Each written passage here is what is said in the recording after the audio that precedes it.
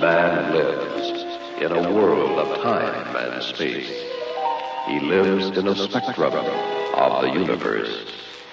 When he ventures beyond this limit, he is in the unknown, a realm where strange forces are brought into play. When man attempts to misuse these forces, he is sometimes destroyed. This is Macabre.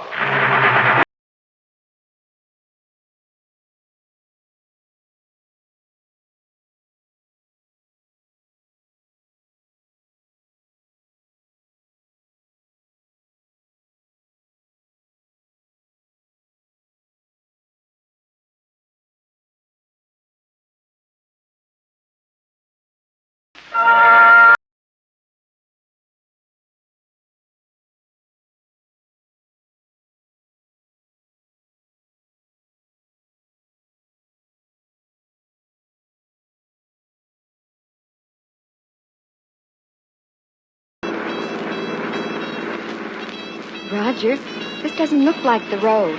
Honey, I think we're lost. It has to be right, Sue. Justice of the Peace back at Carterville said the lake was on the main highway. We haven't made any turns. But, darling, it's getting dark. This road doesn't look well-traveled. I really think we made a wrong turn somewhere. Mrs. Kent, your husband solemnly promises to deliver his bride of a few hours safely and surely to Honeymoon Lodge on Mirror Lake. Now, let's hear no more about it. Come on, move closer. Head on my shoulder. That's it. Roger, you better watch the road. Why? We haven't passed another car for an hour. Relax, Sue. It's a fine way to start a married life of bliss. Look, there's a sign. Can you make it out? Yeah. Randolph, 5 miles. Are we supposed to go this way? Sure. What'd I tell you? It's only 50 miles farther. Randolph is our halfway point. But this country road, how can they call a lonely trail like this a highway? You're just a sophisticated cityite. Now close your eyes and listen to the radio. We'll be there before you know it. All right, darling. I guess I'm getting jumpy. Head on my shoulder and not another word. Okay? Okay. We interrupt this program to bring you a special news bulletin. Authorities at the state asylum have just issued the following warning. A dangerous homicidal maniac escaped custody this morning and is believed to be in the vicinity of Randolph. Roger. Listen. He's 45 years of age, weighs 200 pounds, has thick gray hair, and answers to the name of Dr. Vardmore. We repeat, this man is a dangerous killer. Those in the vicinity of Randolph are urged to take extra precaution tonight.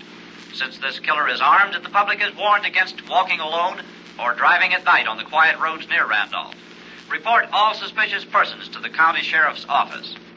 Now we return you to Stars of Music. Roger, did you hear that? Sure, but how does it concern us? Darling, we are driving down a country road near Randolph. Suppose we should have car trouble or a flat tire. Oh, you are getting jumpy. Let's stop in Randolph for the night. But, Sue, our reservations at Mirror Lake are for tonight. Please, Roger. I have the strangest feeling. If we don't stop at Randolph, we'll never reach Mirror Lake.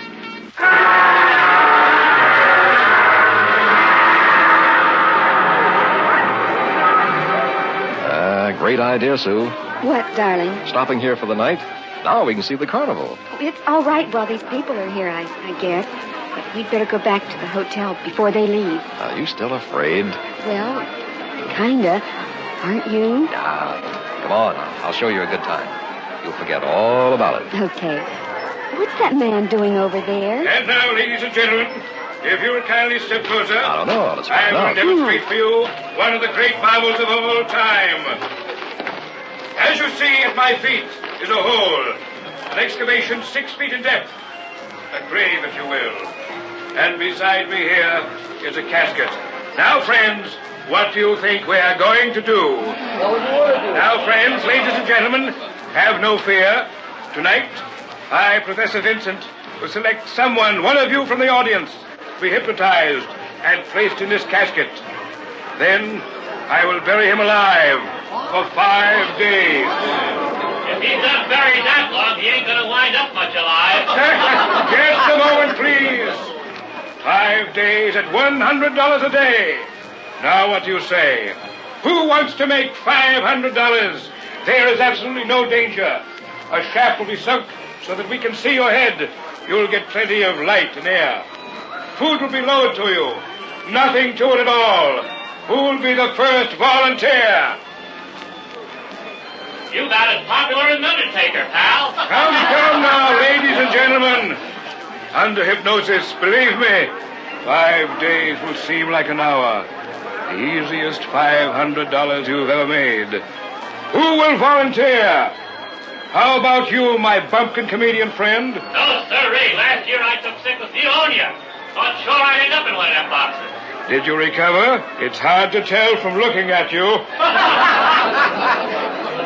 You, sir, what is your name? Roger, he's pointing at you.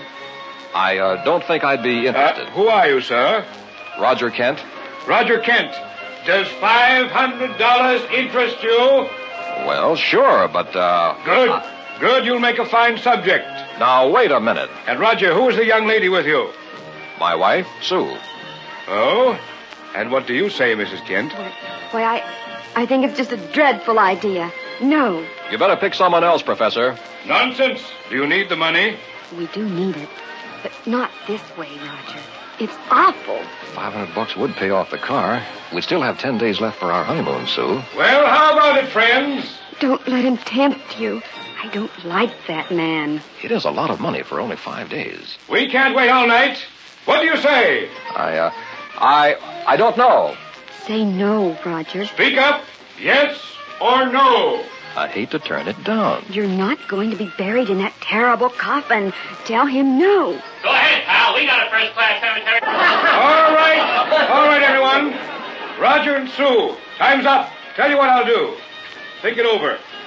If you decide to go through with it, come back after a couple of hours when the carnival is closed for the night. I'll be waiting for you in my trailer. Oh, Roger, he wants you. I'm afraid of that man. Don't forget, I'll wait up for you until you decide one way or the other. Roger Kent, we'll hold the grave open for you.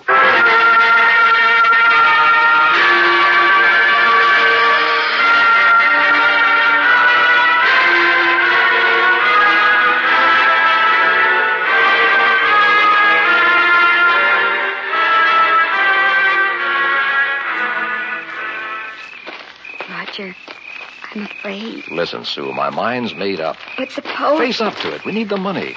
That's the easiest $500 I ever heard of. Darling, I know that. Then what's the matter? Well, in the first place, we shouldn't be out here in the dark with that madman loose. In the second place... Professor Vincent seems too interested in me. Oh, Roger, you read my mind.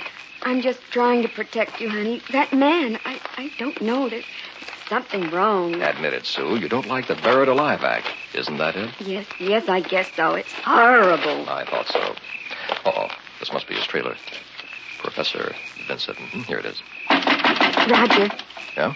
If he answers, there'll be no turning back. It'll be too late. I know. No turning back. Professor Vincent? Come in, Roger and Sue. Come in. Did you really think we'd come? I was certain. You see, there is no other way.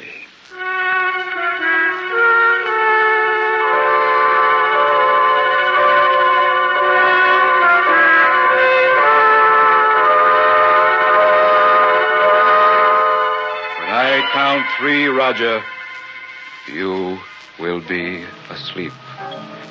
Sound asleep on your feet. Then, Roger, you will be placed in the coffin and lowered into the grave for your 5-day rest. Now look deeply into my eyes. Deeply. Inhale and look deeply into my eyes. You're going to sleep, Roger. To sleep. You can no longer move your arms. They hang helpless at your side. Sleep, Roger. Close your eyes and sleep. 1, 2. Your eyes are closed. And now you are powerless to open them. You are 3. Asleep. Ladies and gentlemen, we are ready to place Roger Kent in the casket. Whom among you in the audience will help me? I will, Professor. All right, my friend, step right up here now. Here, help me raise the lid of this coffin. Now, give me his feet and we'll put him in. Careful, he's a big man. There, he's in. God, heavy as a rock. Just like a dead man. Yes, now, close the lid. Close it. Now we're ready to lower into the grave. You see, the casket is supported over the open hole by 2 chains. If you'll flip that switch the same time I flip this one, Mr. Kent will be gently deposited in his grave. This one? Yes. There it goes. Glory be. Just like a real funeral. Reminds me of the time we buried my grandpappy. Ladies and gentlemen, in just a few moments, the coffin will lie at the bottom of the grave. We will then place an air shaft down to Mr. Kent's head so that he will be able to breathe. And all of you will be able to see him at 25 cents apiece. I don't know. I just don't know. Thank you, friend. You've done your work now. Will you kindly leave? Thank you. You are witnessing the marvel of the age. A human being being buried alive. The casket has stopped. Will another volunteer from the audience help me position the air shaft? How about me? Fine. Step up here, friend, if you please. You picked the right one this time, Governor. So? I used to work in a funeral parlor. Handled the stiff. Yes, now, just pick up that end of the metal shaft, please. Easy does it now. Down over the round opening on the casket lid. Careful now. There. Thank you very much, my friend. Neat, very neat. Okay, Governor. What next? The shovel. The hole must be covered up. Oh, sure. And that is it, ladies and gentlemen. You have just seen demonstrated the marvel of the age. A man buried alive. Now, for the next 5 days, Roger Kent will lie there in a deep slumber, the end of which time we'll dig him up and pay him $500. In the meantime, my friends, you may step up here and view him down the shaft for a small sum of 25 cents, 1/4, the 1/4 part of a dollar. Ladies and gentlemen, who will be first among you? No, sir. What's that you say? Dishonest, I say. What's the matter with you? Charging money to see him buried alive. What? I ought to know. I helped you lift him in. Leave the carnival, sir. Leave here immediately. That man ain't buried alive. He's dead.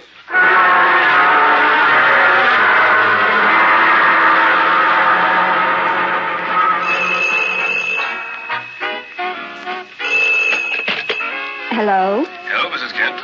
This is Professor Vincent. I got your message. First chance I've had to call you. Oh, Professor, I'm so glad you did. What's on your mind? How is Roger? I keep telling you he's all right. Now you must stop this nonsense. Well, it's been 3 days since he was buried, and he just lies there so still. Oh, if I could only talk to him. Mrs. Kent. I called down to him, but he never moves or opens his eyes. And after all this time, I know something is wrong. Roger wouldn't let me worry like this. He'd at least look up and smile, if he could. How many times must I repeat he is hypnotized? We interrupt this program for a special news bulletin. Oh, just a moment, Professor. The radio... Sheriff's office has just confirmed the whereabouts of the homicidal maniac who escaped from the state asylum 3 days ago.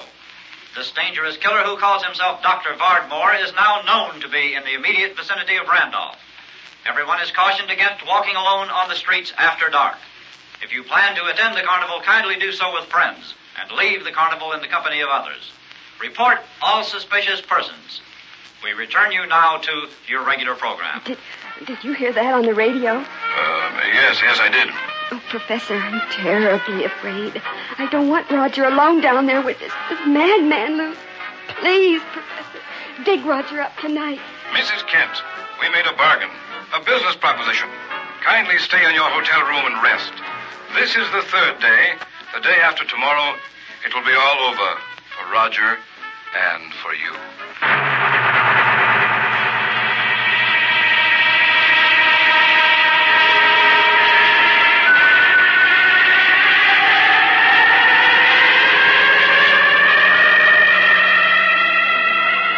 Pardon me, ma'am. Are you Mrs. Kent? Why, yes. Who are you? I'm the one who helped put your husband in the casket. Well, why are you talking to me? I don't know. Just to warn you, I guess. I think your husband's dead. Oh, you horrible, horrible little man. Get away from me. I'll call the police. That's you, Mrs. Kent. Oh, Professor Vincent, I'm so glad to see you. That terrible little man. Yes, I heard what he said. Now get hold of yourself and listen to me carefully. This is the 5th night. I want you to go to the hotel and wait until the carnival is over. Tonight is the last showing at Randolph. At 11:30, you take a taxi out here to the lot. I'll meet you. Roger will be ready along with the $500. All right, Professor. Anything you say. Oh, thank God this is about to end. Yes, my dear. It's all about to end.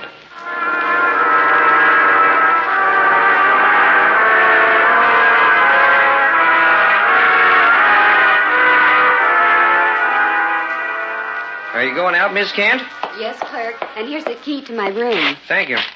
I don't think it's wise, though. I mean, you're going out alone. It's after 11 and mighty dark tonight. The police haven't caught the killer yet? No. Funny thing, too. Looks like he'll have to leave a fresh trail. You know, kill somebody so they'll have more to go on. Now, why don't you take someone with you? Oh, I'll be all right. I'm meeting Professor Vincent at the carnival lot. This is the night they released my husband. I see. Do you know the professor? Oh, yes, I do. Well, he's the one who hypnotized Mr. Kent. No. Professor Vincent didn't. What? Professor got sick 5 days ago. Got sick? Well, then who was Professor Vincent at the carnival? I don't know. Somebody who took his place, I guess.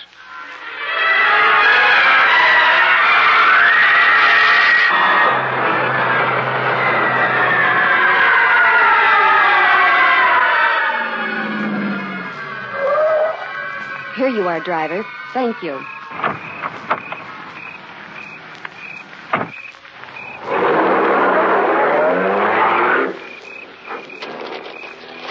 Professor Vincent!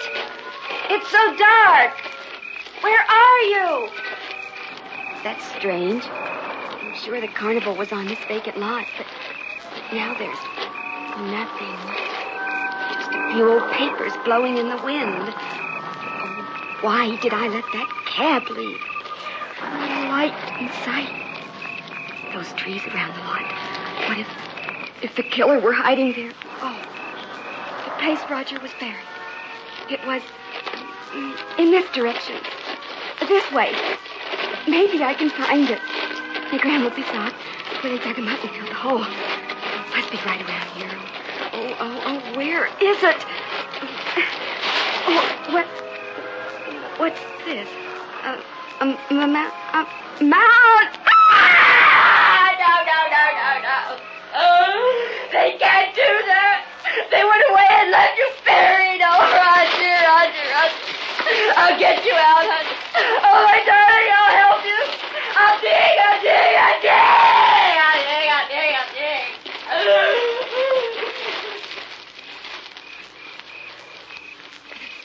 Something is watching me from those trees. I saw it move. I couldn't get out of here. I'll be back, Roger. There's an all-night filling station 5 blocks away. Maybe I can make it there. Oh, it moved again. There is someone out there. Roger, is that you? No, it's coming after me. It's too big for Roger. I don't know what it is. It's gaining on me. I can't let it catch me. No! Mrs. Kent, calm yourself, please. Who are you? Don't you know? I'm Professor Vincent. I was waiting for you.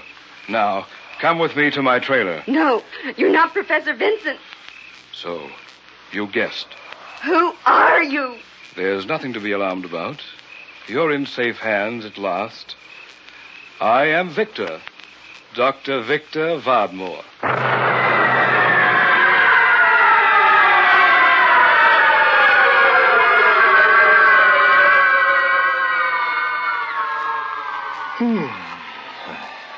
I've been asleep, I guess. Legs feel cramped. Mind's foggy. Can't remember what happened. Sue, where are you? Dark. Pitch black. Must be night. Quiet. Not a sound. I could only remember Think back. Smells damp, like fresh earth. Where am I? Gotta get up and stretch my leg. No rooms. Wait a minute. There was this carnival. Professor Vincent. Oh, it's beginning to come back now. I was hypnotized and put in a casket. Buried for 5 days, yeah. Yeah, it's clear now. The time's up. Yeah. They're going to dig me up now. Boy. The deep hypnotic spell that little boy put me in. I'm glad it's over. Okay, Professor. You can bring me up now. I guess he stepped away from the shaft. Shaft? Where's the shaft? Well, it's supposed to be over my head here so I can see up. Can't see a thing. Cloth line, coffin lid, where shaft should be. What's going on here? I'd like to get out, Professor. Possible they went away and left me buried alive? Oh, no. Professor! Sue! Help! I'm buried alive! Good Lord. Help! Gotta get out. Help me, somebody! Don't leave me down here to die! Help! Gotta raise lid. Push. Harder! More! No use. Won't budge. Help! I'm gonna die. You left me here to die. Can't call for help. Nobody'd hear me. Carnival left. Nothing up there but vacant lot, edge of town. Somebody came back. How could he tell I was down here buried? Oh, God, don't let this happen to me, please. Help me, save me. God, don't let this. I don't want to die. Roger. I'm doing things. This is Professor Vincent. Now listen carefully. Where are you? Get me out of here. Don't fret. Your oxygen supply won't last much longer. Oxygen? You're buried alive, Roger. And I'm not coming back for you. Not going back? I'm leaving you buried there. Well, Professor, I'll kill you. How, Roger? Tell me how. I'll kill... Don't excite yourself any further, or the oxygen pellet won't sustain your lungs. You are hearing my voice in a small, shortwave receiver and transmitter near your head. I am talking to you from my trailer about a block from you. Sue is with me, Roger. I want you to listen very, very carefully. Sue, there? Go ahead, Sue. Tell him. Oh, Roger, are you all right? Yes. What's he doing with you? Please do as he says, darling. He's not the real professor. He's that escaped madman from the asylum, Dr. Vardmore. He's crazy, Sue. Please, darling, we have no choice. Please, quick. Listen to me. One move like that, and I will kill you both. I've gone to a lot of trouble to set up my final demonstration. What are you going to do? I am going to try personality transference. We have the required situation. A man buried alive in mortal fear of death. And the woman he loves, who will do anything to save him. If we do, as you say, what then? I will release the two of you. And if we don't? You have just enough oxygen for just a few more minutes. I see. Hurry, Dr. Vardmore, get it over with. Now, Roger, I want you to think about Sue. Sue, you about Roger. Each imagine he is the other. Roger, you are standing beside me in the trailer.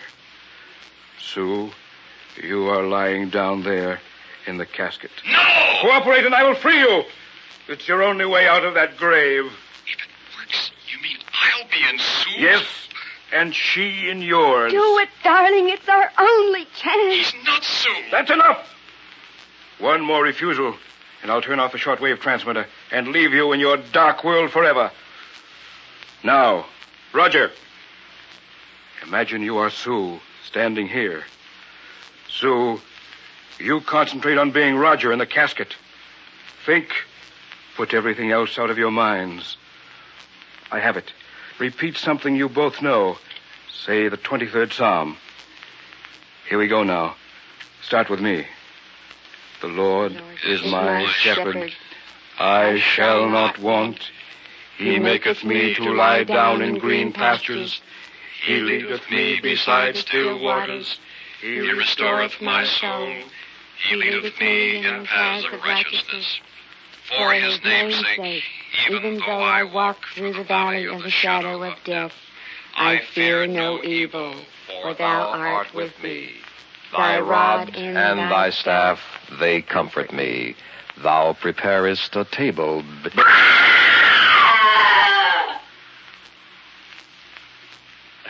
Roger! Sue! Help me! Don't leave me down here! The oxygen, it's going! Save me! Quickly! Dig me up! I'm tired! No,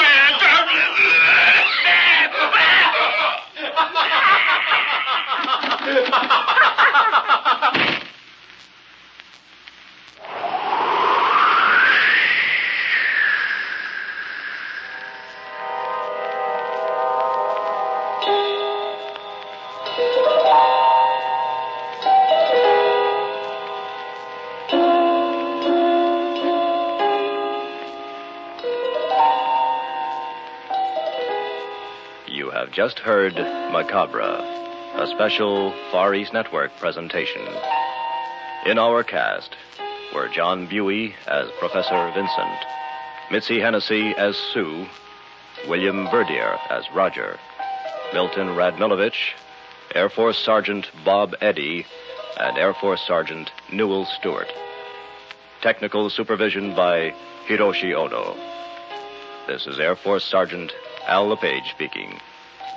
Macabre was written and directed by William Verdier.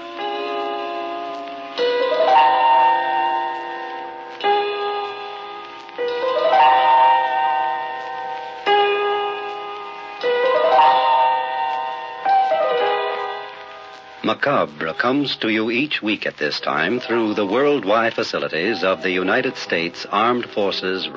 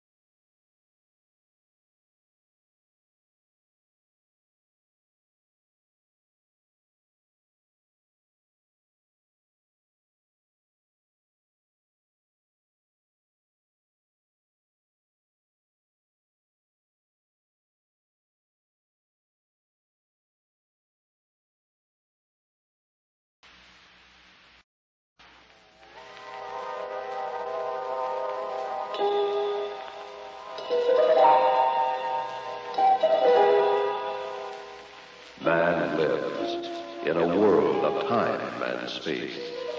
He lives in a spectrum of the universe. When he ventures beyond this limit, he is in the unknown, a realm where strange forces are brought into play. When man attempts to misuse these forces, he is sometimes destroyed. This is Macabre.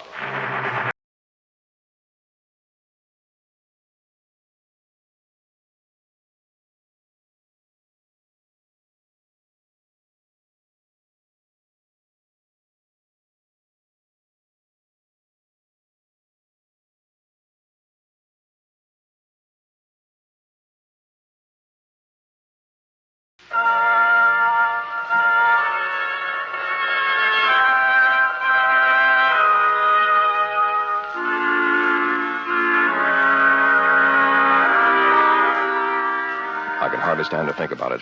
Such a horrible nightmare. Keep telling myself, maybe it'll help to talk.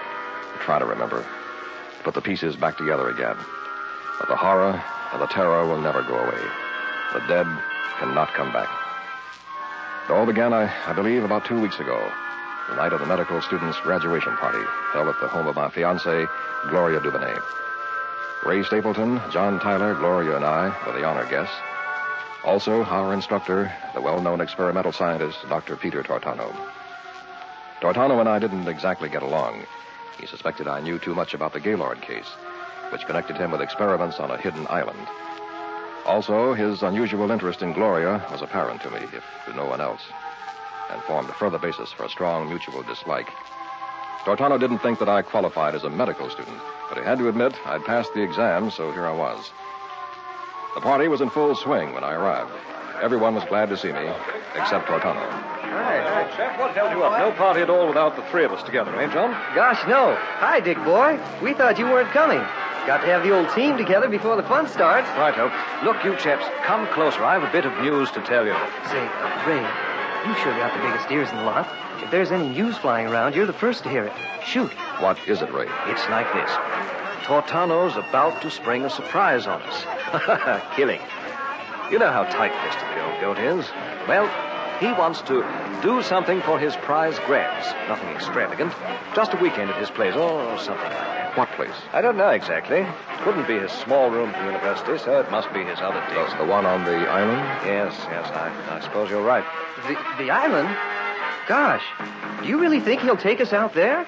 I don't know of anyone who's ever seen it. Now, don't let on I told you about it. Wow, Tortano's Island Retreat. They say no one else has ever been on the island, and that he spends his weekends out there all alone. Doing what, I wonder? Oh, I don't know. If he's working on something, why go way out there? Why not at the university? Fellas, there's something about that island you should know. Oh, steady, Dick. Here comes that lovely thing you're engaged to. Oh, hi, Gloria. Hi. What took you so long, Dick? I was afraid you weren't coming. You knew I would, Gloria. Don't talk. Just dance with me. It's nice to be in your arms again, sir. Yeah. Where's your mother? In the kitchen, fixing refreshments. Dr. Tortano's helping. Oh. Hey, Dick, aren't you drinking? Huh? Oh, sure. What you got, John? You name it. Scotch and soda? Boy, are you expensive. Okay, coming up. Gloria. Yes? Gloria, What is it, darling? I don't know how to say it. I still have my internship, and there won't be much money. Don't talk. Just dance. We'll be married as soon as you like. Oh, darling. I love you so much. I say, break it up, you two. You'd think you were the only ones at this party. If you don't mind, I'm cutting in. Ray. Take your hands off this charming wench, Richard. She's mine for a spell. And thanks for the loan, old fellow. All right, Ray. But only for one dance. The lady is reserved. Boy, does he expect service. Not only fix his drink, but gotta bring it to him. Thanks, John. And just in time. Here comes Tortano out of the kitchen. I think he's ready to talk. Yeah, it looks as if he's had a few, too. My friends, may I have it quiet for a few moments?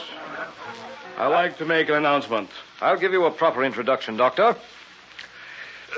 Now, ladies and gentlemen, I give you a man whose reputation as a doctor of medicine and experimental scientist has astounded the medical profession. Our faithful instructor these past 4 years, the man of the hour, Dr. Peter Tortano. Thank you, my friends. It has been a most difficult year for all of us. We have worked hard and accomplished much. Now I think it is time to propose a little holiday. So, I am inviting you as my house guests for the weekend. There is plenty of room, 10 bedrooms, 10 baths, 3 stories, plenty of space for everyone. Wait a minute. Where is this place? What's the matter, Crane? What are you suspicious of? Where is your place, Doctor? 30 miles from here. There's a swimming pool, a tennis court, golf course. Where is it? Oh, Dick, please don't be rude. Quite all right, my dear. He has a right to know, and it's on an island 20 miles off the coast. An island? Ideal for relaxation. I assure you every detail for your comfort has been attended to. I'll bet it has. Well, you can count me out. After 4 years of hell with you, you'll never make up for it in one weekend. Please, Dick. Goodbye. I'm so sorry, Dr. Tortano. Dick's been studying too hard. He didn't mean what he said. Of course not, of course not. He'll change his mind. The boat leaves at 4 tomorrow afternoon. I know he won't want to miss our last party together.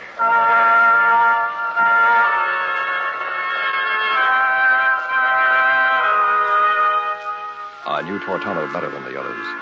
This was no idle plan. Tortano never wasted time in relaxation. He often said, you have to make every minute count if you want to achieve success. I finally went to my room and to sleep.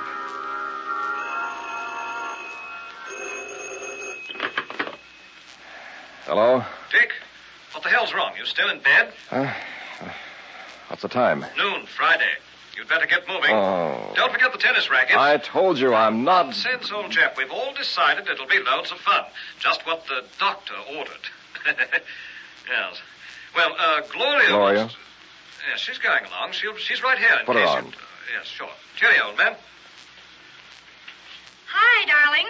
Pack. We're going to have a glorious weekend. Gloria, you listen to me. Oh, Dick, we need some fun together.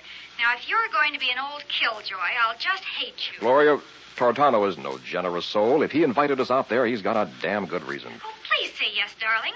Ray and John want to go, and if we accept, that will make 5, and Dr. Tortano's manservant want us makes 6. What can possibly happen with 6 of us there? But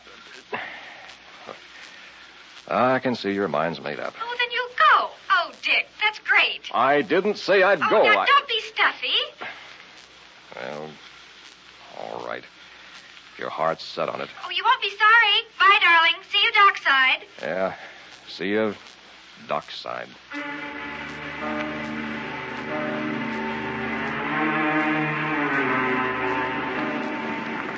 Tortano stood in the bow of the boat like some self-satisfied Pied Piper.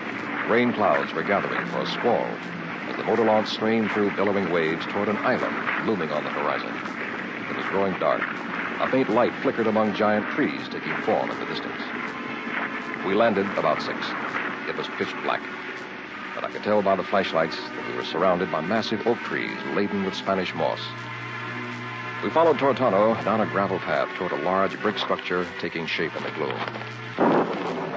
The storm broke as we reached the veranda. Tortano led us into a stately parlor where Wattis, the West Indian manservant, began to stack our luggage neatly in a corner. Wattis was a short, weather-beaten little man who never removed the black Quaker hat from his head.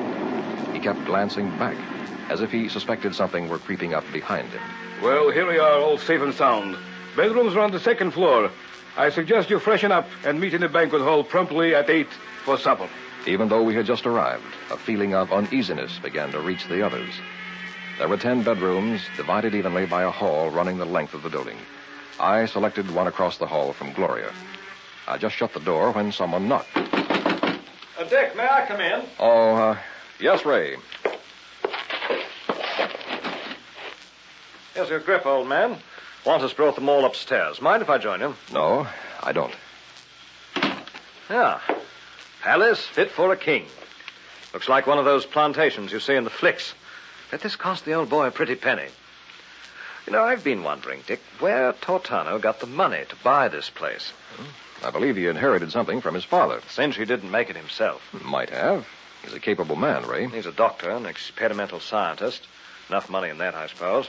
But ever since the Gaylord case... They never proved anything. Tortano didn't do that. Well, there was no reason for her to die. Even I could have saved it. Dick, don't hold something that may not be true against anyone. I'm not. It's just a suspicion. Tortano knows you suspect him. I don't give a damn what he... Very well. So you dislike each other. Forget it. Let's get ready for supper, Ray. Meet you downstairs. Right-o. If it's any consolation, I'm with you on one thing, though. What's that?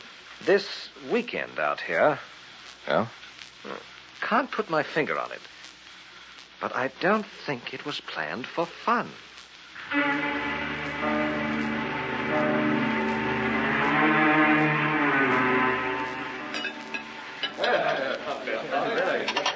My friends, I'd like to make a little speech. Excuse me. I am not much with words, just a grumpy little man of medicine. But I always mean well. Now, it's been a long and tedious course these past 4 years. It isn't easy to become a doctor, and the hard part is yet to come for the graduates, that of internship, where you learn to weigh the actual values, where one slip of the scalpel can mean death or a hideous malfunction of the body or the mind. I welcome you to my island estate. You deserve a rest. So make merry and cast the cares of the world aside. Now to bed, children, to bed. Tomorrow will be a day of tennis, swimming, and fun-making. This will be a weekend you'll remember for the rest of your lives.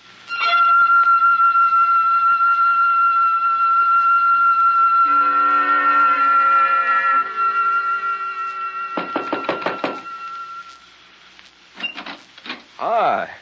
Aren't you sleepy? No. Come in. My bedroom is across the hall. Just wanted to say goodnight. Please do. Gloria. Darling, I love you so much. Let's be married right away. Dick, you're so impetuous. But I accept. Good. Are you comfortable here? Oh, my, yes. Private bath and all. So you have a telephone, too. All the bedrooms must have them. Well, better leave and let you get some rest. I'll lock your door when I leave. All right. Thanks for dropping in. Good night, Gloria. Dick, Yes? lock your door, too. Oh, come now. This is a weekend of fun and relaxation, remember? Don't laugh at me, Dick. I'm really just playing it safe. Oh, sure. Good night, darling. Good night, Dick. And please, lock it.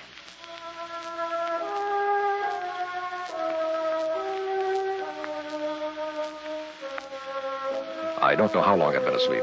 It must have been several hours. Something had brushed against my bedroom door. The sound made me sit straight up in bed.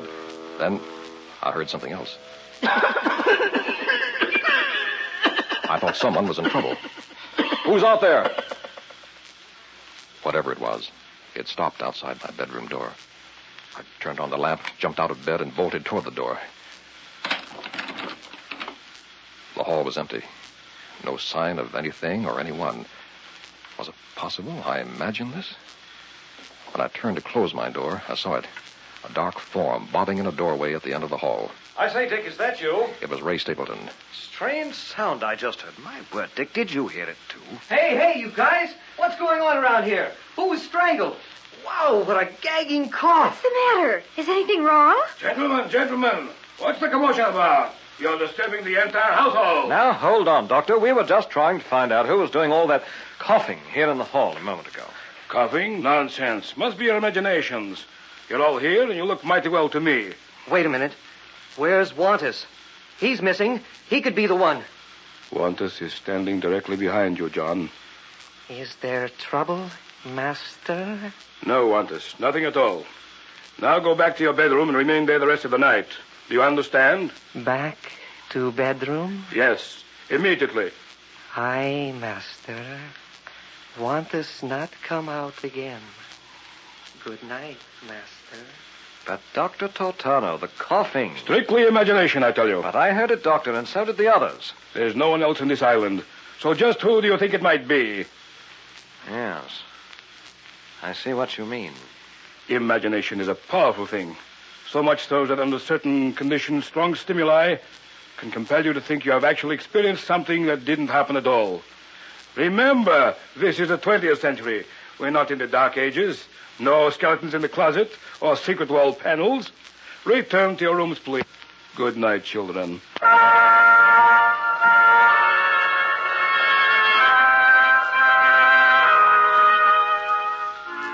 I didn't sleep the rest of that night. I'm certain the others didn't either. They were losing their enthusiasm for the weekend. The next morning, after breakfast, I went for a walk on the beach with Gloria.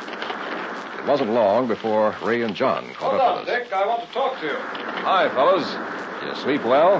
Don't rub it in, Dick. Gosh, no. We know you didn't want to come in the first place. That's what we want to talk about. You'd like to give up and go home today. Is that what you mean? Yes, and all you're making it devilishly difficult. Now, I think we might still salvage a sporting tournament here. After all, nothing's really happened. But there's been dissension at this party ever since it started. And now there's a feeling of unpleasantness. We can't leave the island. Hey, what do you mean? Wantus took the boat back to the mainland this morning for emergency repairs. And he won't be back until tomorrow. He did. Wantus has the only boat. There's no other way back to shore. So we just have to make the best of it. Dick, I'm with you. I don't think I like old Tortano. Fine kettle of fish. The island's the kettle, and we're the fish. And Tortano's the fisherman. Break it up. Let's go back to the house. I have a hunch. I think we'll soon know what this is all about.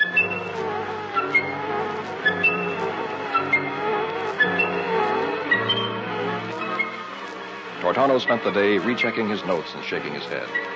I didn't think him capable of feeling alarmed, but his composure was rapidly leaving him. We swam a little, played some tennis. By evening, a cloudburst made a valiant attempt to wash the little island out to sea. After supper, a worried Tortano summoned us to the library. As we gathered, he stood up with an air of uncertainty and started to speak. I wish I could charm you with a graceful speech and make you laugh when I grow tired of talking. I haven't been altogether honest with any of you. I brought you here on the pretext of having a wonderful weekend. That was only partly true. All right, Doctor, tell us the truth. You'd better listen to me. There may not be much more time. Last night at supper, I gave you all a powerful stimulant. I tried to magnify your powers of imagination to the point where fantasy could be made reality by varying the dosages given each of you. The one coming closest to fulfilling the experiment would give me the correct formula balanced. An overdose affects the respiratory system in such a way that the victim has periods of convulsive coughing of which he is completely unaware. 24 hours after the onset of coughing, the victim goes mad. And if my notes are correct, God forgive me, I didn't mean to go this far. Yes, Doctor. If my notes are correct, the victim may become physically anything he might imagine. The coughing started last night. I can't decide at the moment who may have gotten the overdose. I am also suspect, as I too took the drug. There are no guns on the island, no telephone or radio transmitter, and no way to get back to the mainland tonight. So we'll have to remain here. Go singly to your rooms. Bolt yourselves in. Don't open the doors for anyone. Your lives will depend on it. I'm afraid, my children, that before morning, we may have a madman among us.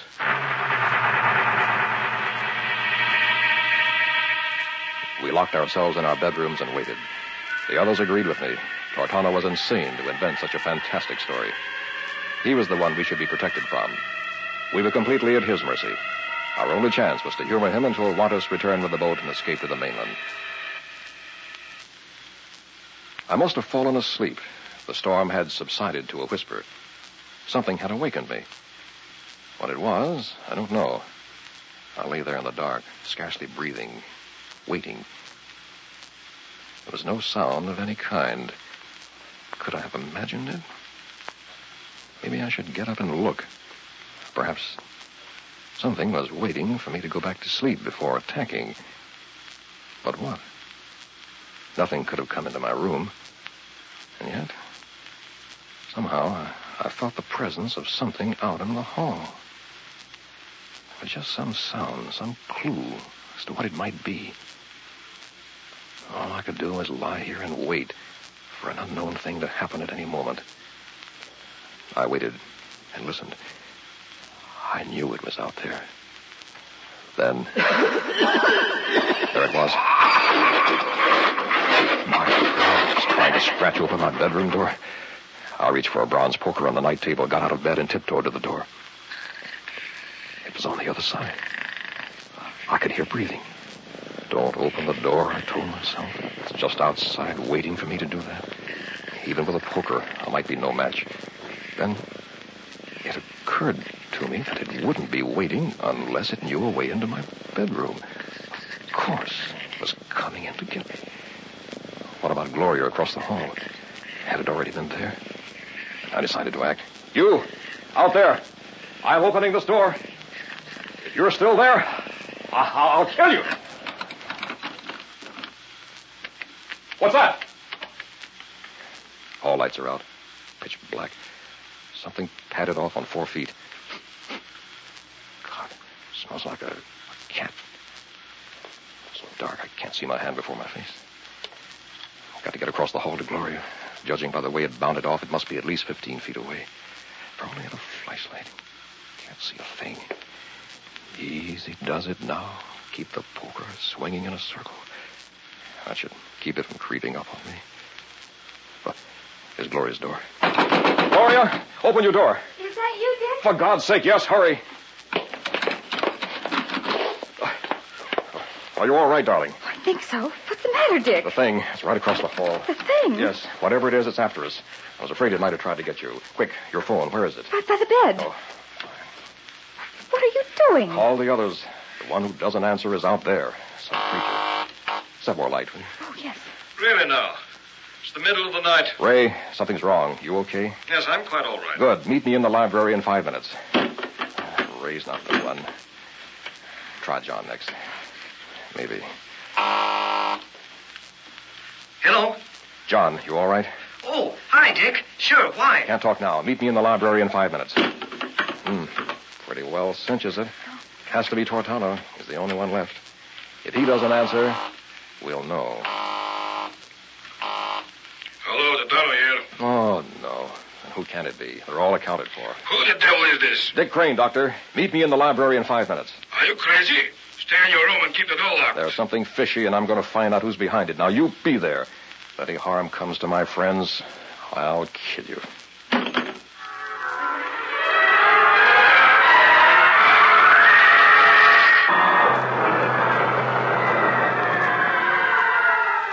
We're not safe together in the library. And I don't believe a word of your wild story. It's true. One of you tried to scratch open my door. You imagined it, Dick. Here we all are, as chipper as ever. Pretty obvious whatever was supposed to happen hasn't yet. It happened to someone. Impossible. We're all still sane. There's no one else on the island. This took place in your mind, Dick. Now let's all go back to our rooms and try to get through the night. I'm wasting my time with you. All right, I'll stay with Gloria and protect her. But you'd better lock your doors because someone is going to try them. Say, Dick is certainly overwrought. He couldn't have been right, though, since we're all so healthy. Dangerous situation now standing here together. Let's return to our rooms. Well, maybe nothing will happen. It could start momentarily. I strongly advise separating immediately. Wait. Hold out your hands. What? I just remembered. It's been 24 hours. There is a certain symptom at this time. The victim's fingernails will have a bluish tinge. We can tell who it is. Quick, look at your hands. Hold them out. What do you see? Here are mine, Doctor.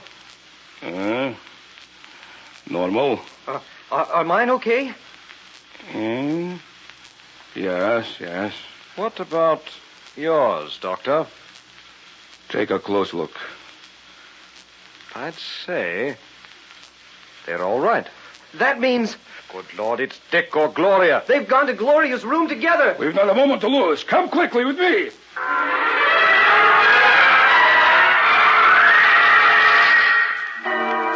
Dick, where are you? In the bathroom, shaving. Be out in a minute. Oh, hurry, dear. I don't like being left alone. We're locked in together. No one can bother us now. Oh, Dick, you sound so strange. Please come out of that bathroom. Dick? Oh. Dick? Is anything the matter? Dick!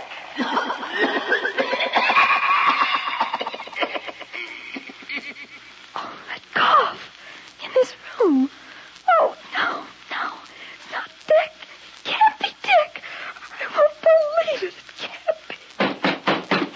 Gloria, Dick, open this door. Do you hear? Who is it? Tortano, I knocked this door immediately. Oh, where is my key? Gloria, what are you doing? Nothing, Dick. Open this door. Get away from that door, Gloria. My key. Where is my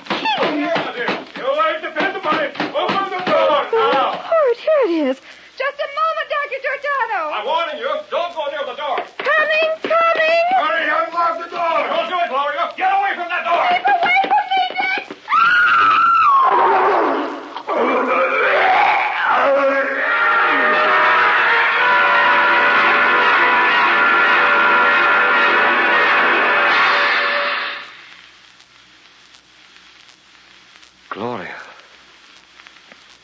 It was Gloria. Don't look, Ray. I tried to stop her. No. No, that couldn't be Gloria. Not our beautiful Gloria. Whatever it is, it's in peace at last. So is Tortano. Throat clawed out. As if by a lion.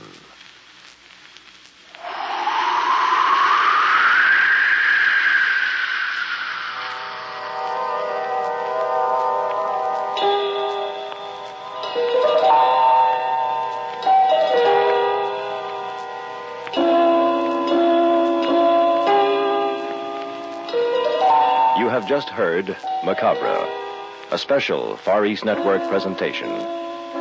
In our cast were John Buey, Shirley Ashe, Walt Sheldon, William Verdier, Milton Radmilovich, and Air Force Sergeant Bob Eddy. Technical supervision by Hiroshi Ono. This is Air Force Sergeant Al LePage speaking. Macabre was written and directed by William Verdier.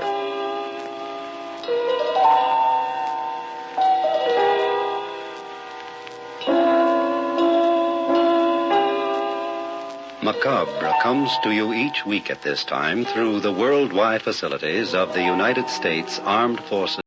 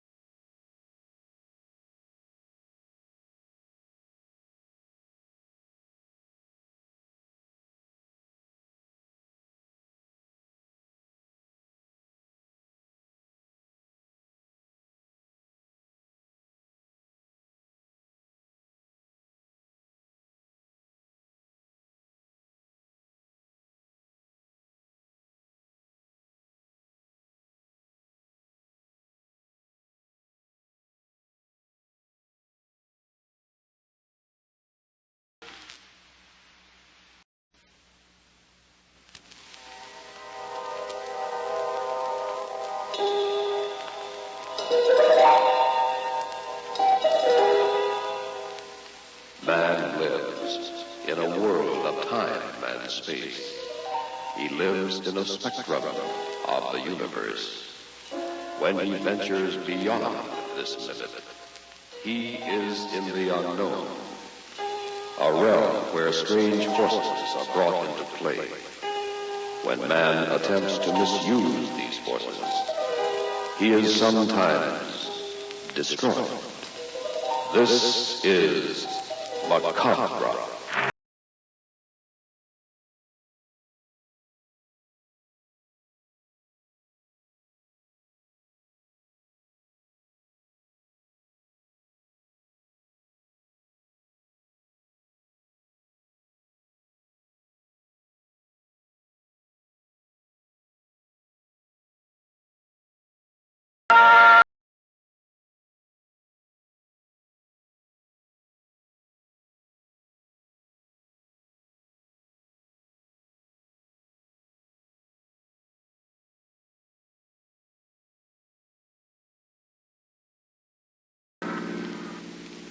These freeways, always working on them.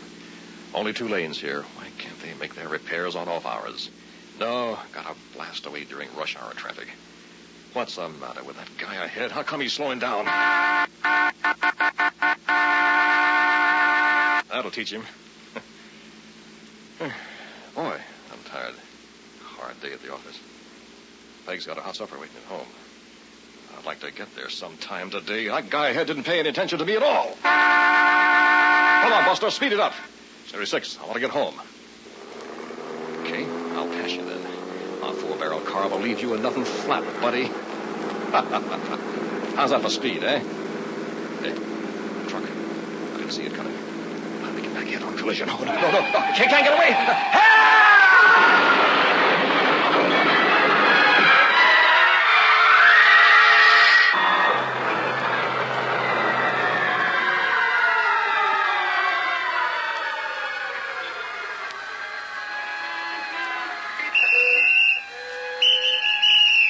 All right. Clear this area. Man trapped in a car here. Stand back. Everybody. Get a cutting torch, Joe. Hold it, boys. We need Come on there, get back now. Move on. You see him, Jerry? So much blood. But I think he's bent over the steering wheel down there. Shine that light where you mean. Good. See him now? Move your light up just a bit. Like this? Yeah. Hold it there. Good Lord. What's wrong, man? I hope you got a strong stomach, pal. What's eating you? Look down there. Where his face should be. I don't see it at all. Yeah. That's what I mean.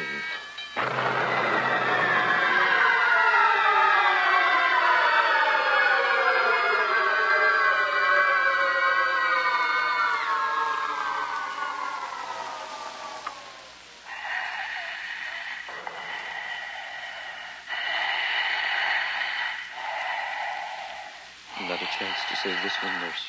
Careful. You may be conscious, Doctor. I doubt it. Another minute or two, and it'll be all over. Sponge the blood, please. He's bleeding too fast. Yes, poor fellow. Even if he lived, couldn't get through life like this. Doctor, respiration irregular. Won't be long, I'm afraid. Scalpel. I can hear every word they're saying. I can't move. I'm paralyzed. Scissors. The accident. The truck. I know what happened. Sponge. Almost nothing left of my head. Don't give up, Doc. Try to save me. Hemostat. Respiration shallow. Hardly worth the effort. Nothing can save this man. Please, Doc, don't quit. I know you can't hear me, but please try. Help me, Doc. Don't shake your head. I'm not homeless. I want to live. Doctor, Yes. respiration stopped. I see. Don't give up. I want to live. I don't want to die. Are you going to open his chest, Doctor? Heart massage. Yes. Absolutely hopeless. There isn't a chance. He may take another breath in a moment. Another breath. Yes. Yes, I will. Don't give up. You'll see. I'll... breathe. You'd better wash up, nurse. Oh, don't leave. A breath, Doctor. Spasmodic. Probably his last. Oh, I'm still alive, Doc. Try to save me. Help me, for God's sake. Stethoscope. Please don't let me down. I'm afraid. Why did I have to pass that car? I'd give anything to live it over again. Anything. Can someone help me? Oh, God. Perhaps I can, John Randall. Call my name. It was I, John Randall. You're not the doctor. Indeed, I'm not. Did I hear you say you would give anything not to die? Yes, anything. I thought so. John Randall, I'll save your life for a price. Anything you Let say. me finish. I can turn back the clock, return you to the freeway before the accident. It will be as if nothing had happened at all. But that's impossible. You haven't much choice, John. It's crazy. How can you expect me to believe a thing like that? Is he dead, Doctor? I'll know in a moment, nurse. You have no time to argue. Decide quickly. When you die, you'll be beyond my reach. Oh, I'm sinking, growing weaker and small. You're dying. Decide. Well, it's a bargain. Good. In just a moment, it'll be 1 hour ago. You'll be on the freeway driving home in your car. But remember, John Randall, I'll be back 1 week from tonight to settle. Where will I find you? In the mirror. Just look for me in your bedroom mirror. Goodbye, John. Don't forget our little agreement.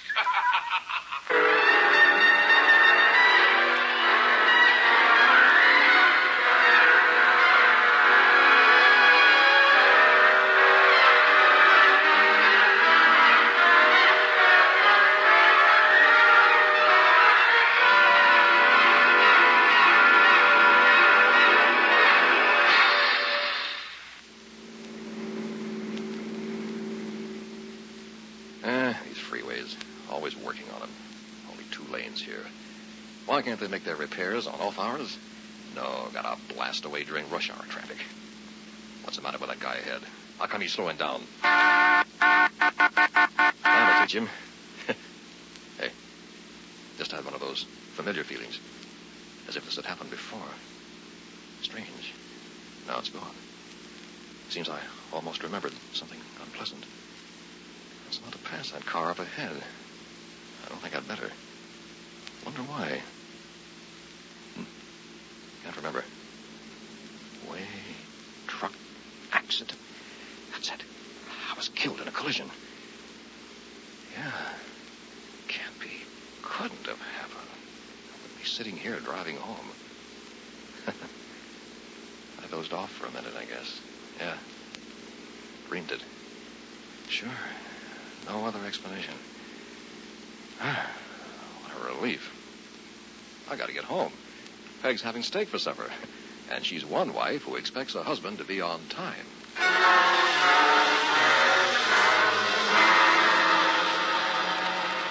My, you were hungry tonight, John. You ate like a condemned man at his last meal. Oh, I startled you, darling. Why so deep and quiet? Nothing. Just thinking. John, I honestly believe you've been working too hard, especially since you fell asleep driving home today. Oh, let's take a week off together and run down to Mother's. A week? Yes, dear. We haven't vacationed in 2 years, not since we were married. Mother says we can have the cottage on the lake. You called your mother? Just before you came home. Please, John. She wants us to come down. It's really a very nice lake, and you know how you like to fish. I don't think the office can spare me. Ask them. It takes time. We need plans. I can't just pick up and leave my job anytime I want. Say yes, darling. It'll be our second honeymoon, and I don't see much of you anymore. Ah, Peg. What would I do without you? Oh, not too well, I hope. Darling, I love you. Come here. Tell you what. Call that old law firm you slave for and tell them not to expect you back for a week. But, Peg, I... John! This bruise. Did you hurt your forehead? It's sore. Don't touch it. How'd it happen? I don't know. I probably banged it and I fell asleep driving home. That settles it. I'll call Mother in the morning and tell her to expect us. You need more rest, darling. Why, one of these days you may be killed driving home in all that traffic. Read the paper now while I clear away the dishes. All right, Peg. I'm overworking. That blackout on the freeway today. Not like me. This head bruise. I've never had an hallucination in my life. I won't start now. I'll check this thing out. City Hospital. Could you, This is the city hospital. May I help you? Yes. Would you check to see if a man hurt in a collision died there this afternoon? What was his name, please? Randall. John Randall. Thank you. Just a moment. This is ridiculous. Asking about my own death. Must be crazy. I've got to know. To be sure. Couldn't have happened.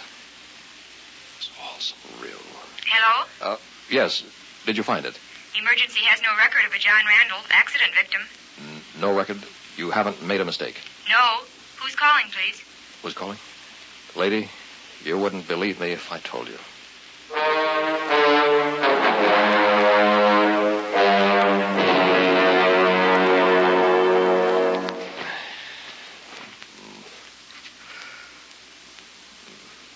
What's the matter? Can't sleep. It's too hot, I guess. It's nearly 5. Time to get up soon. Want some hot coffee? No. Maybe I'll drop off for a nap. You haven't slept all night? I don't think so. John, something must be wrong. You always sleep like a log. Don't get excited now, Peg. Shall I call the doctor? You know you've been working too hard. No, I'm fine. Will you keep quiet so I can try to get some rest, though? Oh, all right. You haven't said a thing about going to Mother's. Peg, I'm dead tired now. Shut up, will you? John, what's that on your forehead? No tricks, young lady. Now turn over and keep quiet. Darling, wait. I'll turn on the light. John! It's blood! What? Your forehead, it's bleeding. No, Peg. No, it didn't happen. I imagine the whole thing. Accident really didn't happen. Accident? John, you lie right there. I'll call Dr. Shane. Don't, Peg. You must have cut a vein. Look at your pillow. You've been bleeding all night.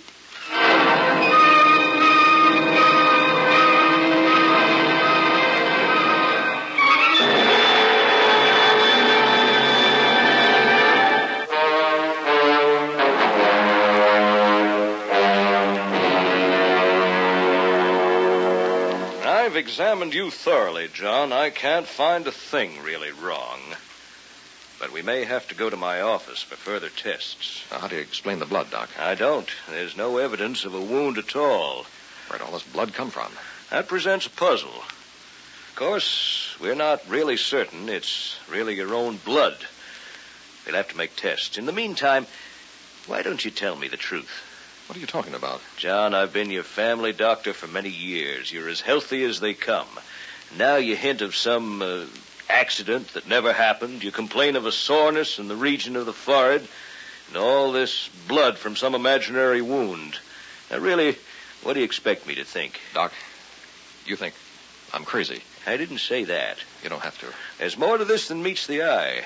The understatement of the year. Put yourself in my place. What would you say?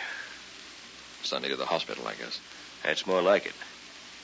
Now tell me what really happened. Start with the blood. I can't answer that. If you want me to help, you'll have to tell the truth. I'm trying to, Doc. It couldn't possibly have come from you. But There isn't a mark on your body. Who do you think you're kidding? Impossible. Doc, you wouldn't believe me if I told you. Yeah. Give it a try. I might. Maybe I should have died on that operating table. What? All right. I'll tell you. You'll think I'm nuts, but so help me, it's the truth. All started yesterday, and I was driving home on the freeway. I thought I had an accident. What do you mean, thought? Aren't you certain? Let me finish, Doc. I hit this truck. They rushed me to the hospital. I was dying, face torn off, blood everywhere. And then, just before I died, a voice called to me. Knew my name and everything. He said he would save me for a price. I had to agree. What did he ask? Didn't say. Just said he'd be back in a week to settle. Where are you supposed to meet this man? That's the funniest part. He said to look in my bedroom mirror, and he'd be there. Then what? Found myself back on the freeway as if nothing had happened. I got home. I checked the hospital. They had no record of an accident victim with my name. I could have told you that. What do you think, Doc? I'm not trying to pull a fast one. I'm scared. You blacked out for a moment while on the freeway. Fatigue from overwork. I've ruled out the possibility of a small stroke. Recovery was too rapid. Blacked out? Fatigue acts in strange ways, John. Sometimes makes it difficult to separate fantasy from reality. You've pushed yourself to the breaking point. You'll have to be careful. You don't believe it happened? Yes, it certainly did. But only in your mind. Sounds reasonable. What about my forehead? It's pretty sore. Probably sympathetic. That leaves the blood. If it weren't for that, I'd dismiss you right now with just a warning to slow down. I'm taking a sample of it back to the office with me. I want you to come along. What about Peg? Leave her home. We'll call her later. There's something here I don't quite understand.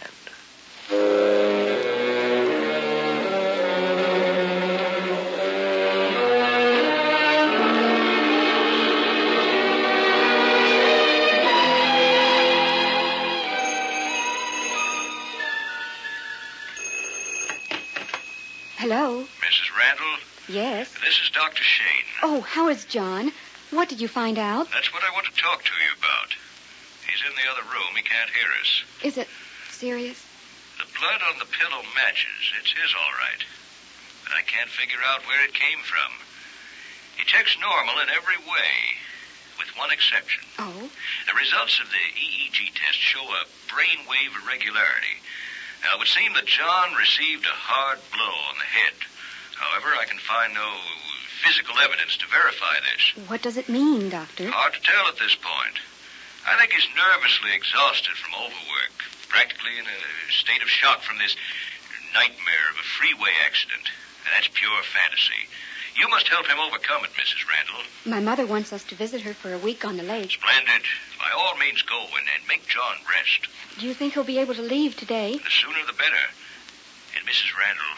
Yes, Doctor. Your husband has a fixation about some man in a mirror. It's a dangerous thing. It might grow. Try to convince him it never happened.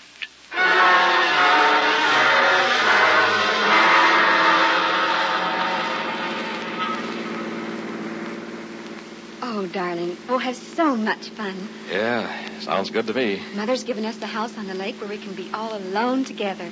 Second honeymoon, Peg. And we'll forget that thing on the freeway. We'll forget it. It didn't happen. It didn't happen. Oh, John, I'm so glad you're sensible about it. Kiss? I love you, Peg. Oh, I brought the tennis rackets. She talks about tennis at a time like this. Oh, let's hurry, darling. Sure, Peg. We deserve one last good time together.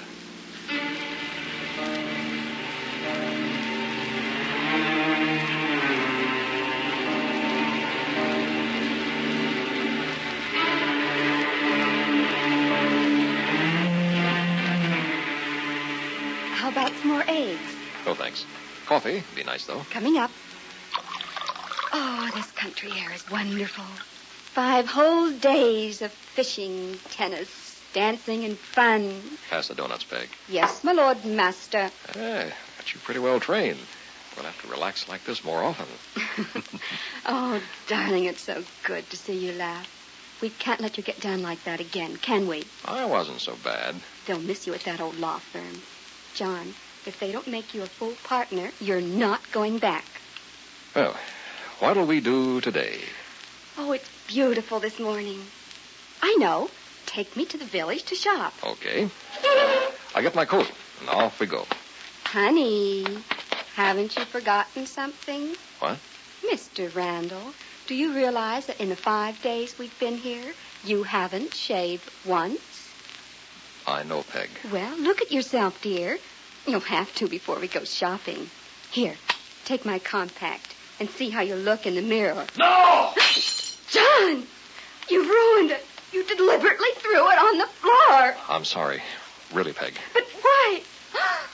Oh, John, you didn't want to look in the mirror. Peg. Oh, what a fool I've been. You're not getting over it. It's growing worse. Don't cry, darling. I'm trying. You believe that man is real, don't you? I don't want to, Peg.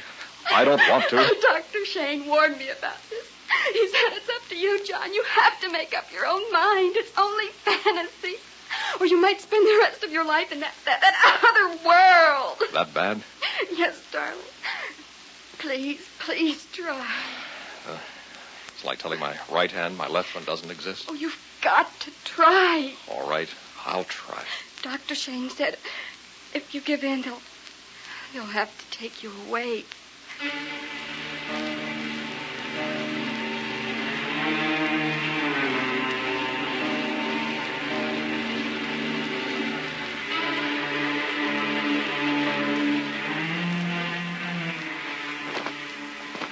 John, are you feeling all right? Darling, why don't you answer? It's not daylight yet. He's not in bed. Where is he? John? John? Shh. I'm here. By the window. What's the matter, darling? Don't you feel well? Quiet. Look out there. Can you see anything? Just the lake, the moon, and the trees on the other side. Shh. Listen. There is something out there. Maybe a dog. No. Dogs aren't that large. What did you see? I can't be sure. When I woke up, A shadow was at this window. My poor darling. Don't pity me, Peg. Well, Dr. Shane said fixations with a time limit usually leave after the limit has passed. Shh, be quiet. There's nothing out there. Now come back to bed. This is the 7th and last day, darling. That man's not coming back because he never existed in the first place. Please, John, you just have to get by today, and then you'll be free.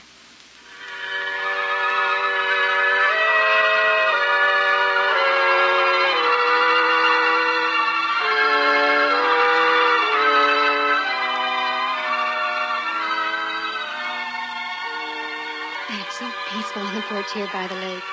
What's the time? Almost 7. Time's passed. We're safe. John, I'm proud of you. You won, darling. You stood your ground and won. Yeah, really a sweat, eh? It's just had to end this way. No one believes in witches and phantoms anymore. We're too scientific. Yeah, I can think clearly for the first time in a week, now that it's over. Oh, we have this wonderful lake all to ourselves tonight. Mother went to the village, and no one for miles around. Isn't it romantic? Thanks for standing by me. Is that a proposal, sir? Darling. Huh. What'd you like to do this evening? Walk around the lake? Hey, not bad. Hold on while I get some cigarettes in the bedroom. All right.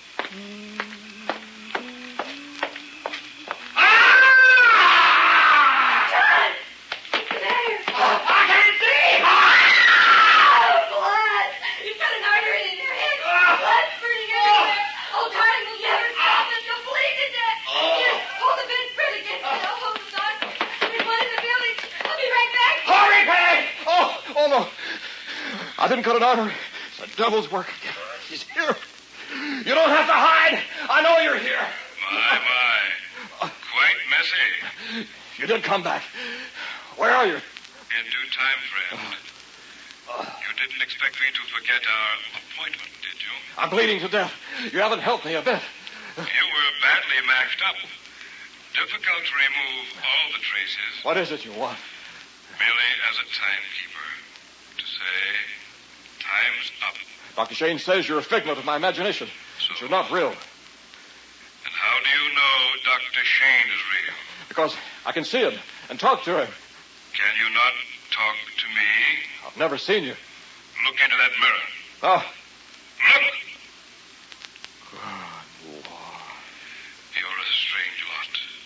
You deny the existence of other worlds because you cannot see them. Have you ever seen a thought in your head? Of course not. Does that make it less real? I don't owe you a thing. Your agreement was for 1 week of life. That has been fulfilled. You should have followed your destiny and died in the accident. But you chose another path and bargained with me. My life is over. Will you join me in the mirror?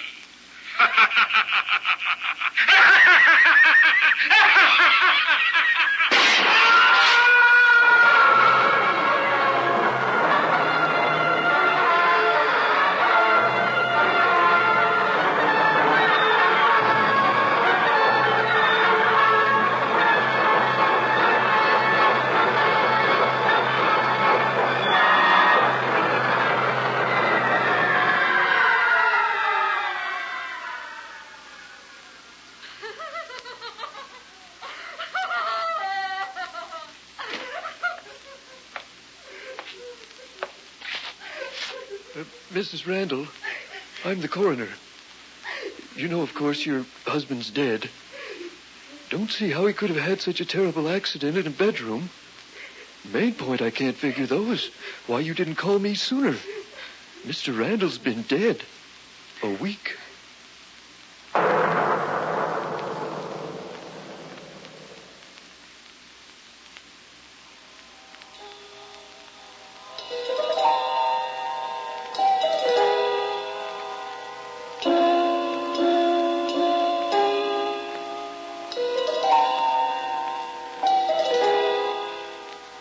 You have just heard Macabre, a special Far East Network presentation.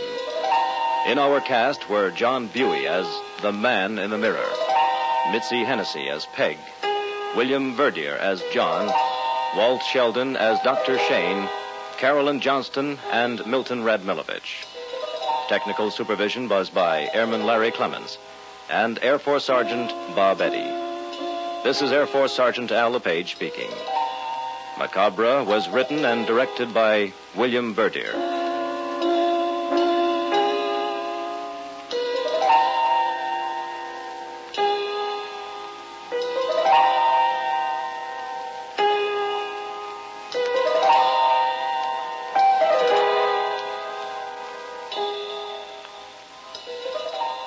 Macabre comes to you each week at this time through the worldwide facilities of the United States Armed Forces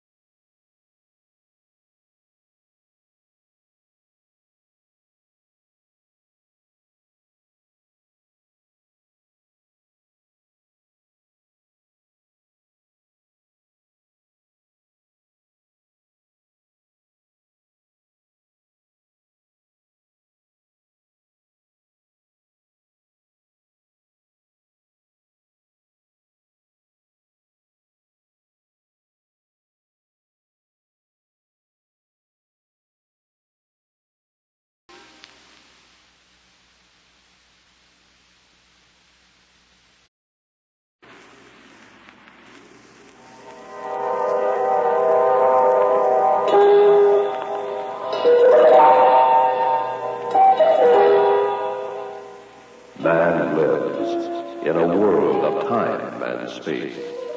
He lives in a spectrum of the universe. When he ventures beyond this limit, he is in the unknown, a realm where strange forces are brought into play. When man attempts to misuse these forces, he is sometimes destroyed. This is Macabre.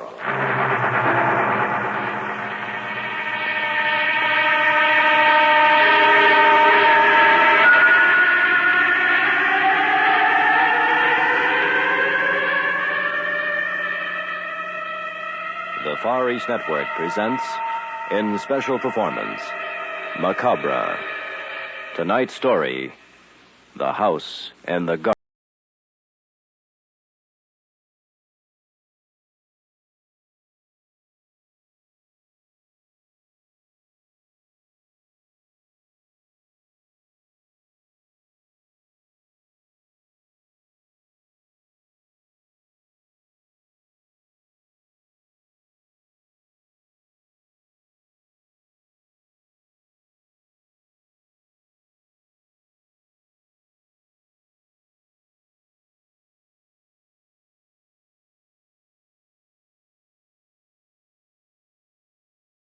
Figure strained against the storm toward a towering gray structure looming defiantly above the barren countryside. It raced across a drawbridge into the courtyard like some giant bat closing in on its victim.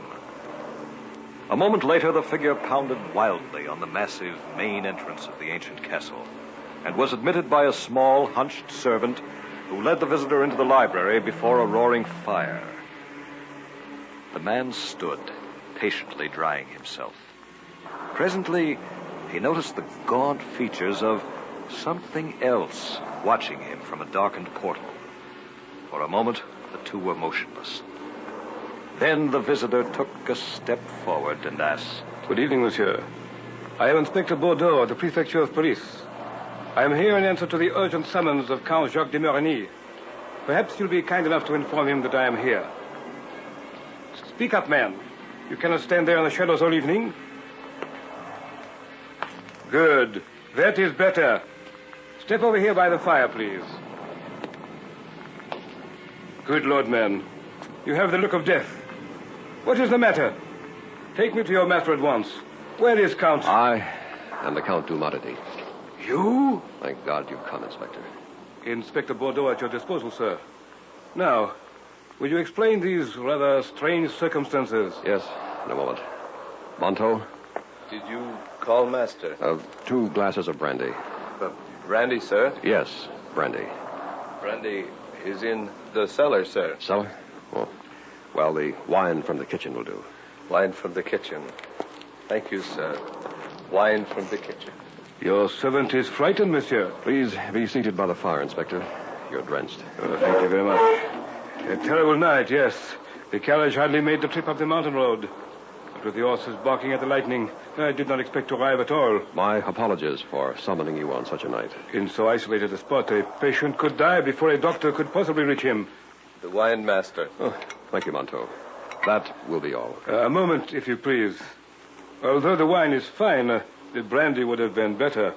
Why did you not go to the cellar for it? Go to the cellar? That will be all, Monto. You may help in the kitchen tonight. Yes, Master. Thank you, Master. What is wrong here, monsieur? What about this cellar he seems to be afraid of? It's a long story, Inspector. Beginning with the house in the garden. The house in the garden? Yes. Continue, please. I sent for you because our lives here at the castle are in danger. Oh? Who threatens you? I am not certain. Have you received notes or visitors who might lead you to believe that someone wants to kill you? No. I suppose I'm not making much sense. I must agree, monsieur. You are not. Will you hear me out? My dear Count, I am a busy man. Perhaps you should have called a doctor instead. No? There may be a death here tonight. You will but listen. I can explain. Very well. At any rate, that wine was tasty. Oh, at my glass. I haven't touched it. Perhaps only a sip or two. I am not a drinking man, you know. Of course not. I'll have Monto bring us a bottle. Very good. Now, tell me about the house in the garden. A little over 10 years ago, my father died. He left me this estate of over 1 million francs. Provision was that I must occupy the castle and remain here to retain title. I had lived in America since childhood, since my mother left my father when I was an infant. It was difficult, but I pulled up stakes and moved to France. And then I met an American student in Paris, Yvette Palmer. We fell in love. It was later that I learned she had another suitor, the Duke de Bastel. She couldn't decide which of us to marry. The Duke became an enemy and threatened my life. Why did you not go to the police? Would they have believed me any more than now? Good point, monsieur. Fine wine. Yes. Monto? Just a sip or two, or perhaps a glass. I am not a drinking man, you know. Yes. Monto, a bottle of port. Yes, Master. Go on with your story. Well, one night, there was a ball here in the ballroom. I was dancing with Yvette, and everyone seemed to be happy. Now, Jacques, but guess who just arrived? Darling, nothing matters tonight except you and me. It's our friend, the Duke. Oh? I don't recall sending him an invitation. Oh, he sees us. Jacques, he's coming over. Come on. There's no sense in having trouble on the dance floor. Now, that is a pretty picture, is it not? Two in love. Please, don't make a scene. Are you not leading everyone to believe I have lost you? Keep your voice down. Oh, you've made a choice all right, Yvette, so it was the fortune that really mattered. You don't want and have not, like me, a man who could give you everything but money. That's not true. Go ahead, marry a checkbook and a pressed suit of clothes. That is all you are getting. It won't be a man. Uh-oh. Here goes 30 years of gentlemanly upbringing. Sorry you said that, my friend. Oh, watch out! The Duke has a knife. I'll kill you. Maybe a difference of opinion about that. He would have married me if you'd been coming out. Now let's see how soft your throat is. Put that knife away, you fool. It's never so embarrassing. Stop it this minute, both of you! It will be over in a moment. If you kill me, you'll never live to marry Yvette. Up off the floor. I'm ashamed of you. Very well, Yvette. I have a better plan to settle our differences anyway. Do you care to listen? Put the knife away, and I might. You act like two spoiled children. You're disgraced in front of all your friends. Very well. Let us go into the other room. You know, You cut my neck? Oh, it's bleeding. You made the mistake of getting me excited. Take my handkerchief. That will stop the blood. You know, I don't think you were bluffing. I would have killed you. No, what is this plan of yours? A wager. A wager? Yes. For what stakes? 1/2 your fortune. What? I didn't think I hit you that hard. What is the wager? The little stone house in the garden. The one used for storage. I wager I can spend 10 years alone in this house without once coming out, seeing or talking with anyone. But it's like a prison. No windows at all. Only a door and a narrow slit at the roof for air. Stone walls are 6 feet thick. Make it comfortable for me. Get a servant to lower a food tray once a day through the slit in the ceiling. All I ask is that you send me anything I want to read. I will leave notes to that effect in the empty food trays, which can be lifted out after I have eaten. And if you remain for 10 years? I collect half your fortune. One more thing, though. Yvette should wait until the wager is over before choosing between us. It will be fair then, as I will have as great a fortune as you. Suppose you leave before the time is up. I lose and you are free. Now, to make it legal, we will have a lawyer draw up contracts. The first to violate the agreement forfeits the wager. What do you say, Yvette? You mean we won't see you again for 10 years? That is correct. And you must not contact me. Perhaps I will be more attractive to you when I am wealthy. What if I refuse to do this? Then I will kill you. I see. Very well. It's a deal. But remember, we'll all be bound strictly by the contract. Exactly. Are we not men of honor? And that's the story behind the house in the garden. The Duke de Bastel has been there ever since. Incredible. Bizarre. When does he get out? The 10 years will be up at midnight, day after tomorrow. Has the Duke kept his bargain? To the letter. Monto lowers the food tray once a day, and we hear nothing from him at all. So? Then why have you summoned the police? Jacques. Who is that, monsieur? My wife, Inspector. Yes? I do hope I'm not interrupting. I must talk to you. Certainly, my dear. Inspector Bordeaux, the Countess Yvette de Marigny. How do you do? It is my pleasure, madame. Yvette, did you say? We were married 5 years ago. I see. She did not wait. Darling, we can't use the East Wing tonight. Oh? Why not? First the cellar and now the servants won't go near them, Jacques. What will we do? Has something happened, Countess? Yes. Please tell him, Jacques. There have been 2 deaths in as many nights. A gardener in the cellar 2 nights ago, and a maid last evening in the East Wing. How did they die? Apparently natural deaths, both elderly. Bodies were taken down to a village doctor, who said he could find nothing suspicious. Did you expect to find anything suspicious? Well, you see... Inspector, there is more. 2 deaths in 2 nights under natural conditions. Probably coincidence. Nothing else. Again, why have you called the police? The drums. Drums? We heard them before the gardener died, and again last night before we found Suzette. What manner of drum? The kind you might hear in a jungle. Someone is playing the game with you. Who? Yvette, Bonto, and a dozen other trusted servants live here with me. There's no one else except the Duke and the house in the garden. Pardon me, master. Here is wine. Yes, Monto. Put it by the inspector, please. Yes, master. I do not mean to hear. I must tell you, servants do not think Duke's still out there. What? Last 3 days, Duke not touch food on tray. The trays come back full. Perhaps the man is ill. Servants think he find out Miss Yvette marry Count. Maybe he escaped kill everyone with voodoo drums. Voodoo? One of the provisions was that he be allowed to read anything he desired. For the past few years, he's requested books on high and low magic, sorcery, witchcraft, and the like. So. And when did you first hear these drums? 2 nights ago. We had just gone to bed when they began to beat. Did you make an attempt to locate them? No, Inspector. We thought one of the servants was playing on them. They found a gardener in the cellar the next morning. Servants very frightened. It is easy enough to clear this up. Give me the key. I will open the house in the garden. No, not until midnight the day after tomorrow. But it's important to know if the Duke is in there. The contract states I will lose my entire fortune if I do that. We must wait. Couldn't you send for guards to protect us? Protect you from what, monsieur? Voodoo drums? Inspector Bordeaux would be the laughingstock of all France. No, my dear Count and Countess. You have made a childish wager with an equally childish duke. And now you are allowing your nerves to play fanciful tricks on you. I cannot help you. My coat, s'il vous plaît. The road back may be washed out, Inspector. It's a terrible night. Indeed, yes. Yes, it is a bad night. You are welcome to stay the night. There really is something wrong here. Maybe you can find it. If drums come again, servants leave, I think. Inspector, have you tried our grape wine? Best stock we've had in years. Ah, the wine. Indeed, yes. Put me up, just for the night. Perhaps this does bear some looking into. Fine. 2 bottles of grape, Monteau. 2 bottles of grape, Master. Good, Monteau. Mind you, only a sip or two. Perhaps a glass. Remember, I am not a drinking man. Thank you for remaining, Inspector. Let us retire now to the safety of our rooms. I know that you recognize the danger here, if the drums beat again tonight.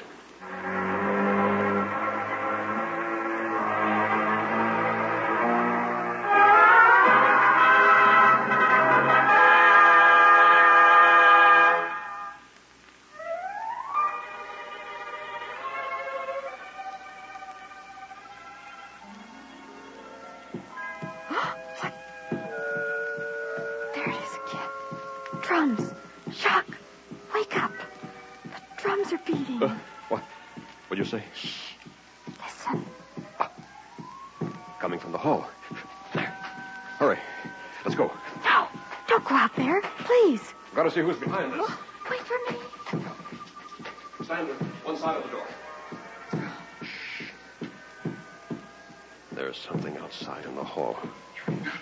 Shh. Watch it.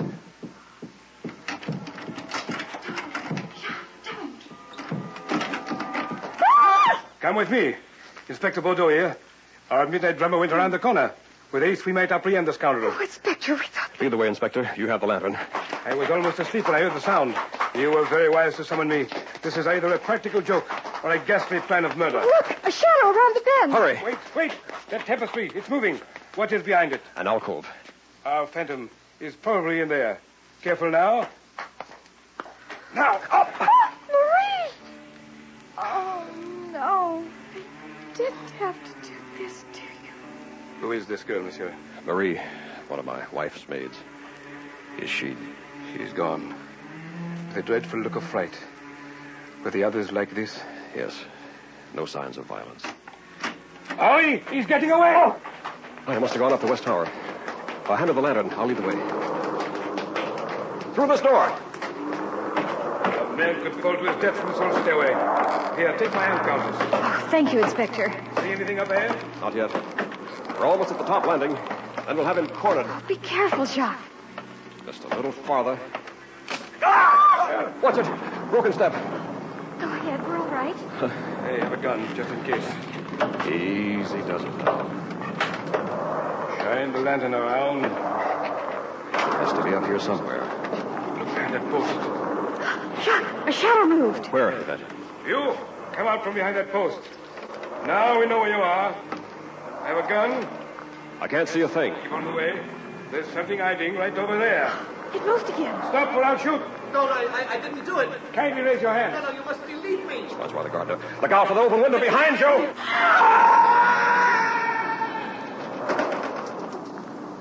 Francois. Poor devil. But why would he? What reason? What do you think, Inspector? Nothing further can be done here. We'll take care of the body in the morning. I suggest we retire to our rooms and try to get some rest. I'm so relieved it's finally over. Aren't you, Jacques? I wouldn't fail to pull to my door. Why? Because, my dear, you are wrong. The real killer is still at large.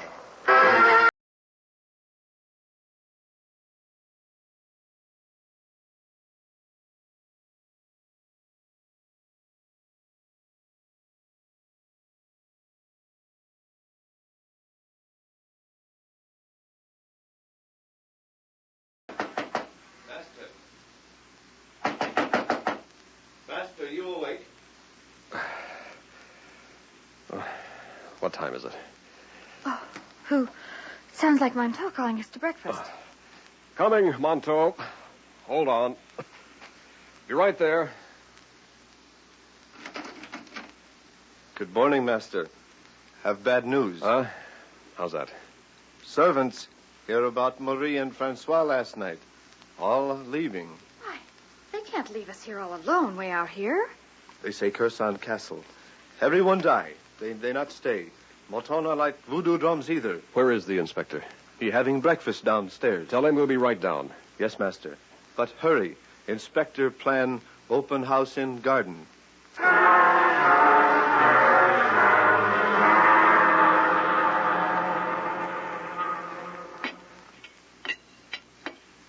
The last breakfast the cook made before she left. May I share it with you? I'll have only coffee, please. And you, Yvette? Oh, yes, just coffee. Monto says you plan to open the house in the garden. Indeed. It is about time. Or do you both want to die in your sleep? And you believe there is someone in the castle causing this? Not necessarily. Oh, how did you know it wasn't Francois? The killer we were following had already passed the tower room when we found the dead maid. He couldn't have come back without being seen. Francois found Marie before we did. Afraid we would mistake him for the murderer, he, like a coward, ran up the tower. He accidentally fell out the window. Master, the servant's now gone. Only we left. All right, Monto. Inspector, I have a plan. Give me one more night. One more night, monsieur. May find all of us dead in our beds. There is a madman loose. I cannot risk it. Monto can guard Yvette in the castle tonight. You and I will take up watch by the house in the garden. What do you say? I think we should leave this place immediately. Yvette, how about it? One more night? Oh, I'm frightened. But if Monto will promise not to leave me. Monto guard Countess with life. There we are. Now, how about it? Well, it seems I am outvoted. Very well, then. One more night. However, I cannot guarantee you will be alive in the morning.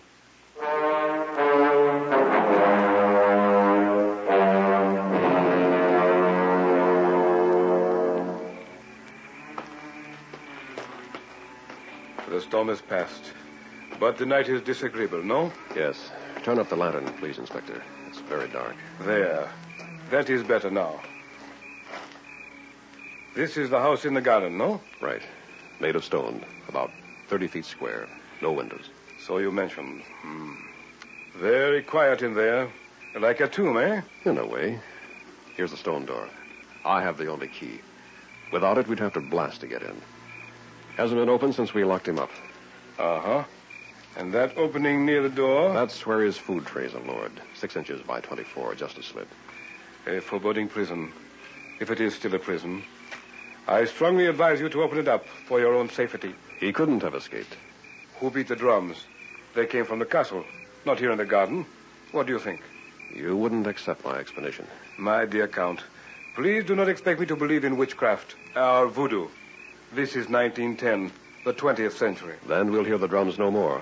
The Duke is there, and only Yvette and Monto remain in the castle, right? Exactly. There is no one else left to beat them, if you have assumed correctly. I suppose we are reasonably safe. Perhaps we are. What's that? The drums. From the castle. Yvette! Quickly, we may be too late to save her.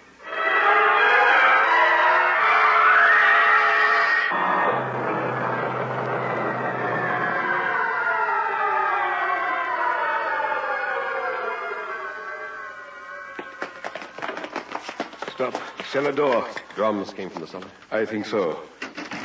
I will go first with the lantern. There's nothing down here except rows of wine casks. We will be at the bottom in a moment. You see anything? Only wine casks. Listen. What is dripping? Wine? Hardly. Come on. Dripping is growing louder. Perhaps around this corner. Something on the floor there. What? Wait. Monto! Is he dead? No. A blow on the head. Monto, quickly. Where is the Countess? I protect Countess. Someone hit me with drum. I dragged you into the cellar. But where is the Countess? Inspector, the dripping. It's blood. Indeed. Overhead. Something lying on that wine cask. Raise the lantern. It's a woman. The Countess. She's alive. Her face is turning toward... Good Lord. What happened to her face? Yvette! No! They didn't. Oh, God, they didn't do this to her. I won't believe it. She is dead, my friend. This will not help her. I know who did it. He couldn't stand my happiness. The Duke. Yes, the Duke. Killed him out. Let's go. I'll get the key. Yes. I advise you to calm yourself. Where are you going? To the Duke. Yes, to the Duke. We'll do what he wants at last. We'll open the house in the garden.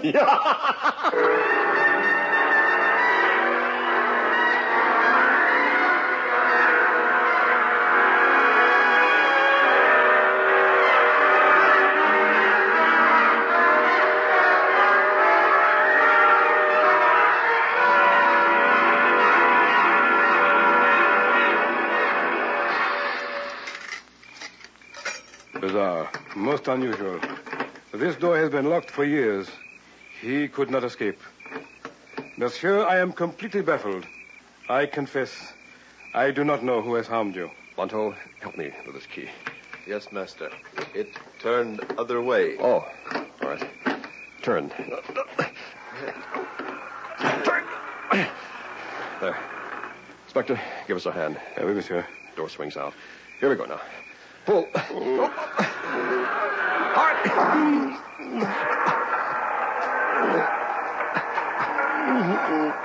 Let me go first. I am armed. Bring the lantern, Monto. Yes, Inspector. What do you see? Is he there? I do not see him as yet. Shine the lantern on, Monto. Well? He is not here. He has escaped. What? I believe I understand everything at last, Count de Marigny. Quickly. Where is he, Inspector? Give me time to think. He could only have escaped with the help of one person, the man who brought his food. You accuse me? Yes. No. Monteau used your key to open the door. The Duke escaped and planned the voodoo drum death with the help of Monteau, who did the actual killing. No. Monteau? But why? The Duke promised him a part of your fortune. They hoped to frighten you into opening the house early in order to collect your entire estate. And they have succeeded, monsieur. You lose everything. The Duke broke his agreement first by escaping. Only after I learned Yvette had not waited for marriage as agreed. Now have you not opened the door and found me here? You, the Duke de Bastel? My dear Count. Have I changed so much in 10 years? You promised you not tell. The beard. I see. I intercepted your summons for the police and masqueraded as Inspector Bordeaux. Then I persuaded you to open the house in the garden, where you found that the Duke had gone. Inspector, the door is closing. We'll be trapped to die. No, don't close the door. We can't get out. We'll die. No, don't do it, Count.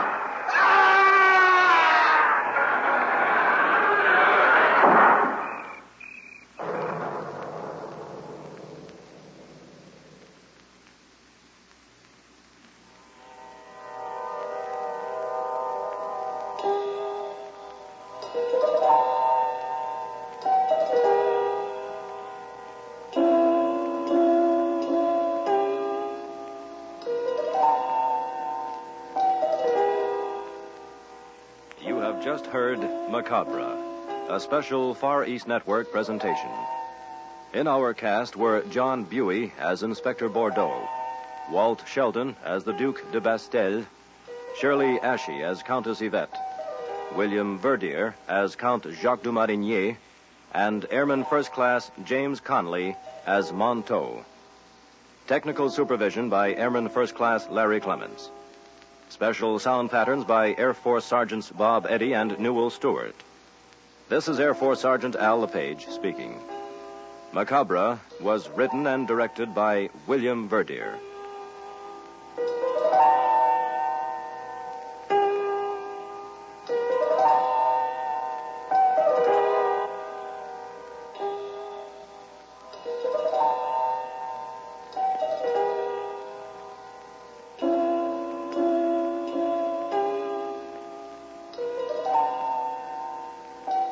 Macabre comes to you each week at this time through the worldwide facilities of the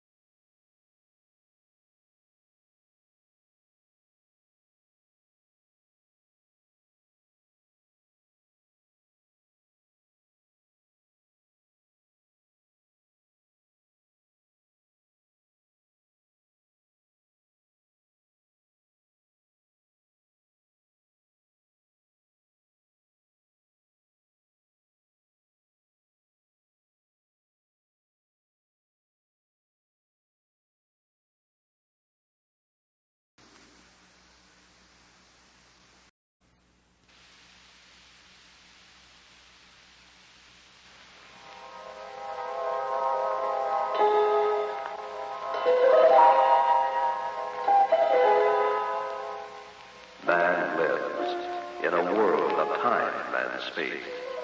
He lives in a spectrum of the universe. When he ventures beyond this limit, he is in the unknown, a realm where strange forces are brought into play. When man attempts to misuse these forces, he is sometimes destroyed. This is Macabre.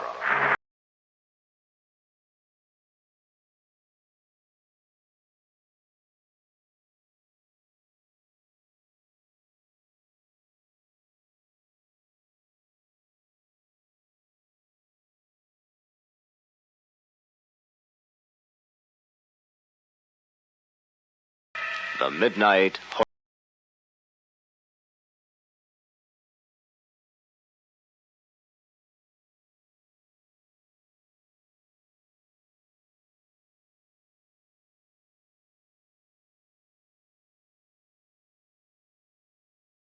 Step down this corridor. I will show you some of the newer paintings which have just arrived. Really, Roderick, that's all I've heard about since I married you. The house looks like an art gallery now. Come on, Belle. Let's see what the man has. Jason, you and Ella with us? Yes, Rod. Thanks to you, I know every art dealer in town personally. Don't be so hard on the boy, Ella. Boy, he shops for paintings as you would for hats. Who knows? Someday he might find a lost Rembrandt. Hush! Ladies and gentlemen, here is the find of the century. The artist is an unknown Oliver Turnquist. It is called The Lake. What is the price? Its value has not yet been determined. It was part of an estate sale we purchased recently in Europe. I should say in the neighborhood of $10,000. Notice the clean strokes of the brush. The kind is Roderick, in the corner. Do you see that? No. Where? The picture of a knight on horseback. What are you two whispering about? Yes, I see it. May we see the painting of the horseman? The horseman? Yes, the old canvas in the corner. Oh. The one with the knight. That one. That really is not for sale. It shouldn't even be out here. Then why is it on display? It was part of the estate sale I mentioned. A very sketchy background, a painter unknown. I intended to repack it. Oh, Jason, he's trying to be mysterious to up the price. Does it have a title? Yes, the Midnight Horseman. Dates from the 13th century. What an ideal wedding present for you and Jason, Ella. Ghastly. Besides, he hasn't asked me. 'Tis said that all Irishmen marry late in life. I'll get around to it, my dear, in time. May I have a closer look? I would prefer not to show this... Mr. Blum, we just want to look. Very well. But I cannot be responsible. You bring this on yourself. Don't let him stick you now, Roderick. That's an old gag. Here it is, ladies and gentlemen. A portrait, one that should never have been painted. An old canvas, 700 some odd years. I ask you to examine it quickly and then allow me to put it away. Oh, Roderick, it's terrifying. You're not going to buy that. I won't have it in the house. I'm just looking at it, Belle. Magnificent. A black hooded knight with a silver lance, seated on a white horse by it. It is supposed to have been posed by a knight about 1250 A.D. He was betrothed to the Princess Belinda when she was abducted and slain by a ruthless baron. Years afterward, he would search the inns by night in quest of the slayer. The legend grew. It was said centuries later that the flying hoofs of the Midnight Horseman could be heard searching the countryside for his beloved Belinda and the cruel baron. An interesting story, but I don't see why you should be so upset by it. You see, sir, the portrait's been in my possession about 10 days, and it's hard to explain, but it seems to be more than just a portrait. I am afraid of it. Fine showmanship. That lad, Mr. Collin. He's just raised the price by at least 10,000. Why, it's just awful. Sitting there with that black hood. He looks like a hangman. Roderick, I won't have it in the house, and that's final. Good. I'll remove it from... Mr. Blum, what do you think, Jason? For some reason, I think the man is actually frightened by his superstitious ignorance. The painting is a masterpiece, nothing else. Buy it if you can. I'll give you 10,000. Please, Mr. Linfield, you are a man of wealth, and I am but a poor dealer in the arts. Do not tempt me with I've got to have that portrait. 12,000. Don't do it, Roderick, for my sake. 15, my final bid. What do you say, Mr. Blum? A hard bargain. Very well, if you must. Good boy, Roderick, good boy. I do so with reluctance. They say that man makes his own hell. I hope you haven't just made your own.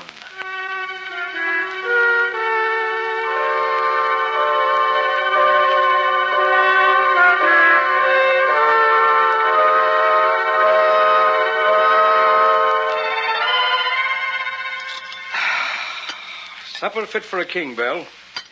I'm going to hire that cook right out from under your pretty nose one of these days. I'm glad you and Ella could stay, Jason.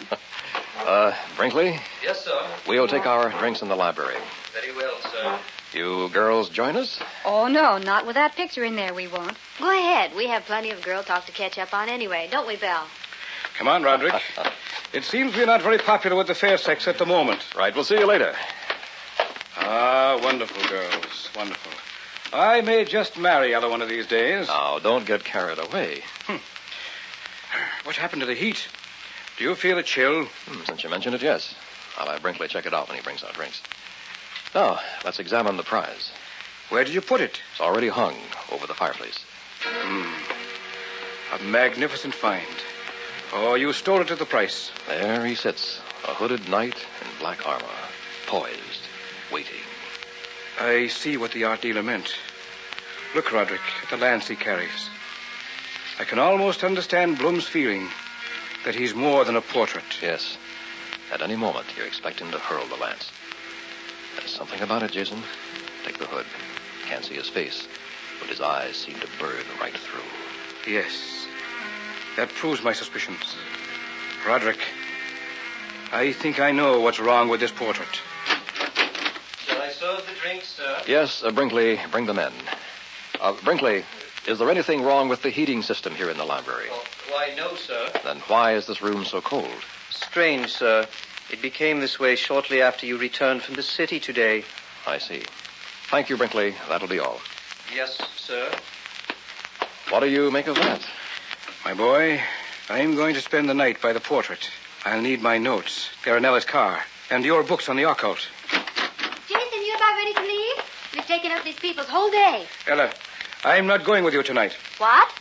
Ella, dear, drive home like a good girl now. I'll see you tomorrow. You're spending the night here? I have a few notes to make. Jason Van Horn, you're heading for trouble. I'm psychic, you know. There's something wrong with that portrait. I'm warning you to leave it alone. Ella, will you go home? Ella, will you go home? Who do you think you are anyway? Well, let me tell you, it's just as well I didn't marry you. Take my notes out of the car before you leave. She's a spirited little devil, isn't she? I think you should go with her and forget the whole thing. Roderick, my boy, leave old Jason alone now. I promise you that by morning we'll have some news.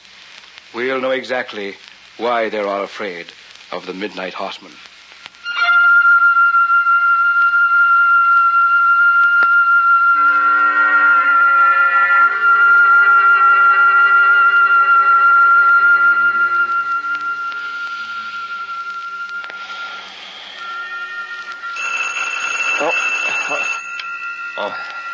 Phone. Oh, who's that? Hello? It's the middle of the night. Who is it? Hello? Roderick? Yes? It's Ella. Oh. You, want to talk to Belle? Please, may I? Yes, just a moment. For you, Belle. Thank you. Ella, are you all right? What's wrong? Is Jason still there? I guess so. We left him down in the library after you left. Why? Ye gods, what's eating her? Ella, is there anything wrong? It's hard to explain. I get those feelings. I don't understand them myself, Belle. Jason's in trouble. Please ask Rod to look in on him. Why, of course, dear. Now, don't you worry about a thing. I'm sure he's fine, but we'll check just to make certain. Oh, thanks. Go back to sleep, dear. I'll call you tomorrow. Sure, thanks again. Good night. Good night. Now, what the devil was that all about? Ella's worried about Jason. Maybe you'd better go down and see if he is all right. What could happen in the library? He's probably asleep. Rod, would you mind looking? I told her you would. I think it's high time she married Jason. Getting more like an old maid every day. Oh, Rod. All right. I'll go down to humor both of you. Guess I have to agree. That picture is causing too much trouble. Maybe it had better go.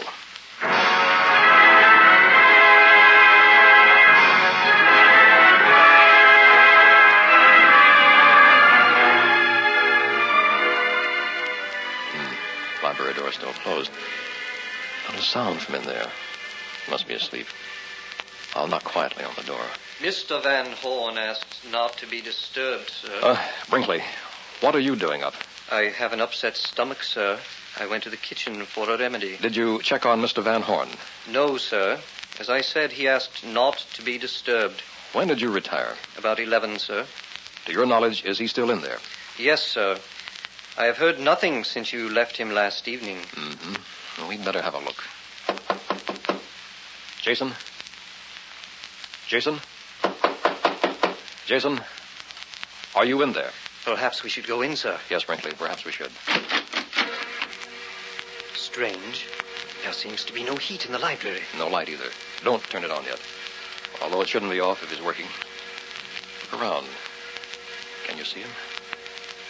No, sir. Something peculiar here. Jason. The portrait. It's no longer over the fireplace. Brinkley, by the hearth. Shadow. Yes, I see it. It's sitting on the floor. Does that look like Jason to you? No, sir. Quick, the light. We may be too late. Why, it's Mr. Van Horn sitting on the floor in front of the portrait. His eyes are open, sir. But he doesn't move. Is he dead, sir? We'll see.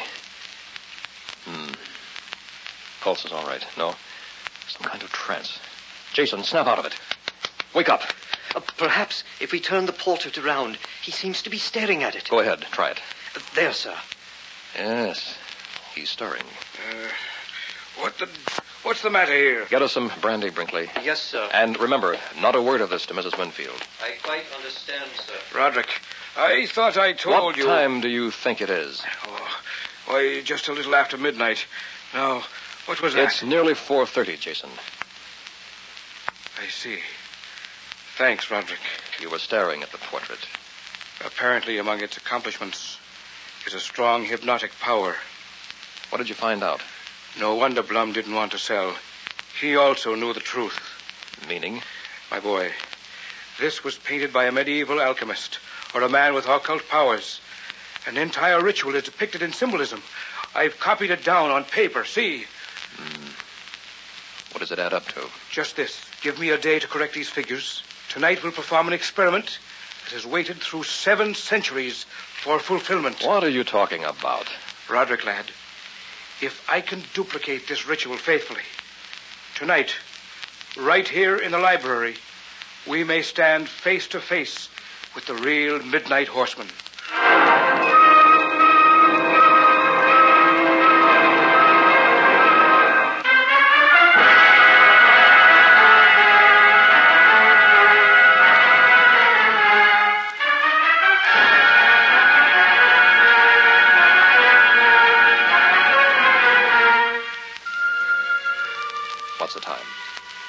nearly midnight.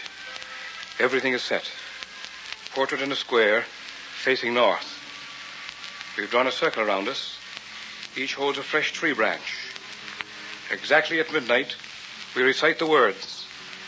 This is a rare moment, Rod. There's something unnatural about this, Jason. As if we were trying to play God.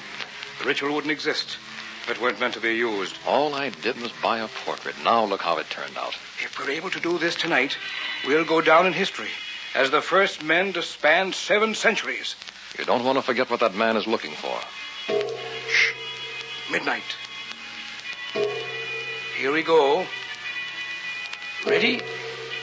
I don't like it at all. Good. That'll add tension. That's good. Here are the words, lad. Let's say them slowly and clearly. Absom Vada. Geta Lum. An Jectai Som. Hear anything? No, just the clock. What went wrong? Let's see. Quick, drop your branch over the picture. I would forget that. Now the timing's off. Sit very still. It may work yet. Jason, you believe in too many old wives' tales. Shh. Don't scoff at things you don't understand. It should begin with the sound of a cold wind. Then we'll hear the hoofbeats of a horse approaching. Just be patient, Roderick. It didn't work. I can't understand what went wrong. I was so careful. Well, that's that for tonight. Wait. Do you hear it? The wind. He's coming. We've won. No. In a moment, he'll stand here as big as life. No, stop it, Jason. We did it, lad. We did it. You pulled the picture out of the square when we were so close. Why? I couldn't go through with it. It's unholy, Jason. We shouldn't be doing this. Lad, I'm disappointed in you. Now we'll have to pick another night and start all over again. I'm sorry, Jason. You can try again tomorrow if you like. Busy then. Have to wait till the day after. Okay, the day after. All right, at least we are certain now. It's just a question of time until we meet the man in person in this very room.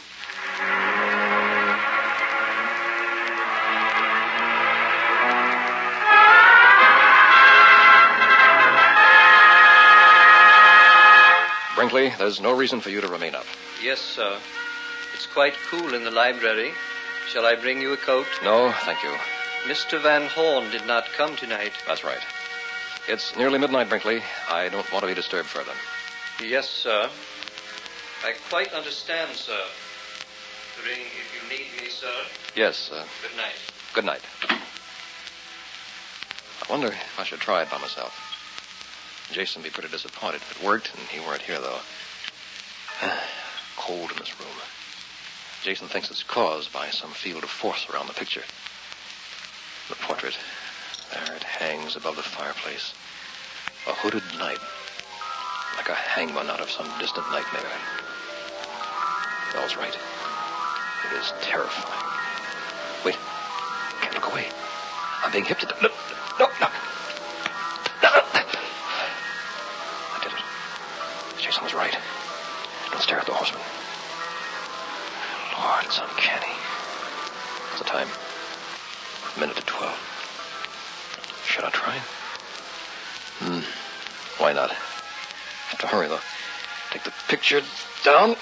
Place it on the floor. Where's that tree branch? Oh, it's under the couch.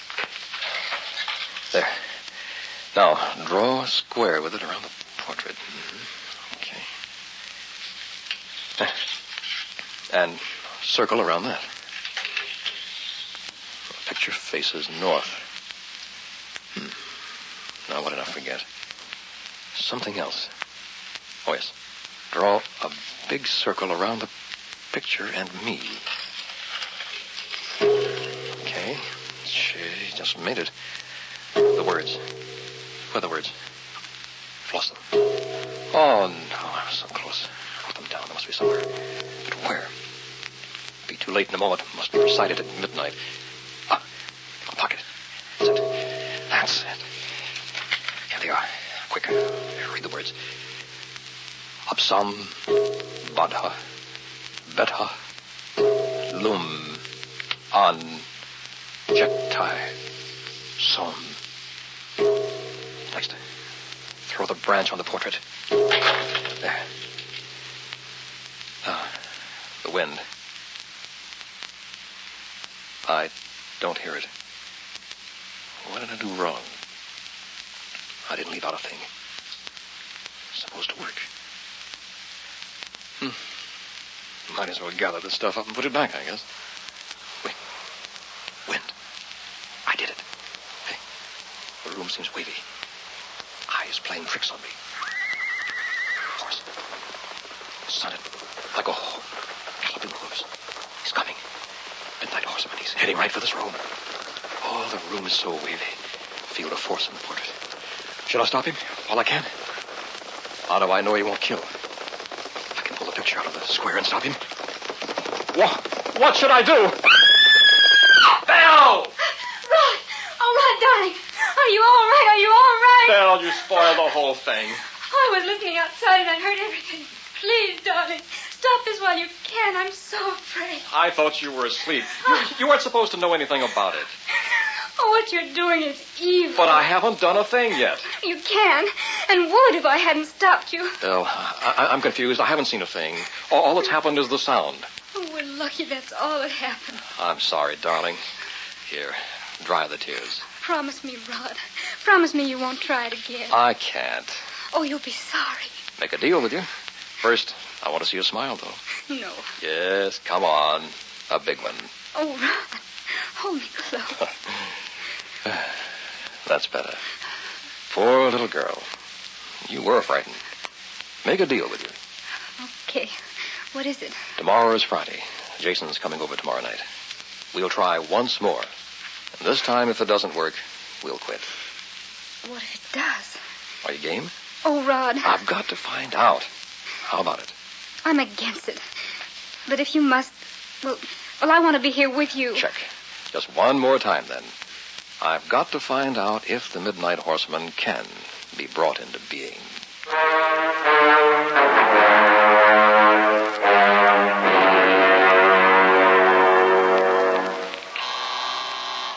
Hello? Hello, is this Eric Blum? That's right. I'm Miss Ella Case. It's about the portrait you sold Roderick Winfield. It's quite late, miss. They've read some kind of symbolism in it. What? That's the reason I didn't want to sell it. Are you certain? Some ritual, I believe, they perform at midnight. Where? At the Winfields. For all I know, they may try again tonight. Good Lord, it's 11:30. What is your address, Miss Case? 246 Maple Drive. Not a moment to lose. Pick you up in 10 minutes. If they bring that man back, I wouldn't give a nickel for their lives.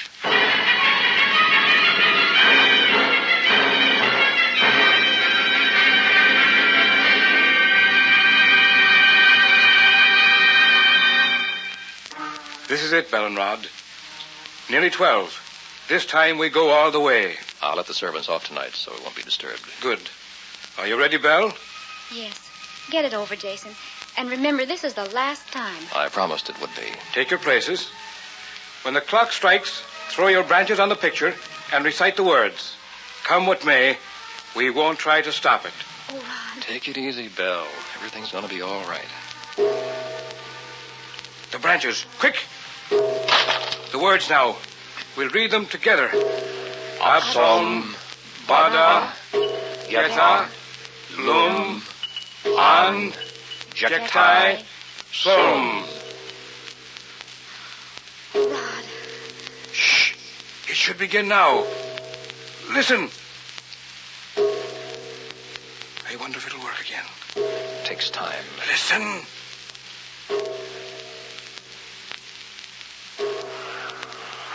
There it is. A horse.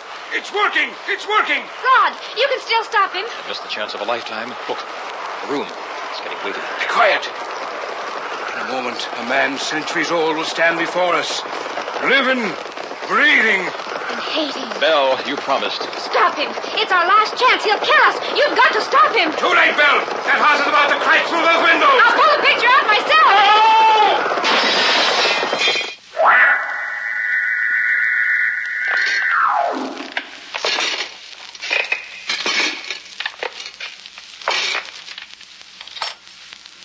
Just like the portrait.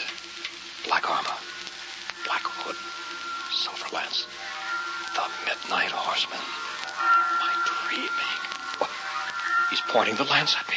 Thou hast fulfilled the prophecy. Know ye, I have found the beloved Belinda. He's taking Belle. No! Thou knowest me well, Baron, without the hood. He raised the hood. No! Not you! Dead police! There! Not the lance!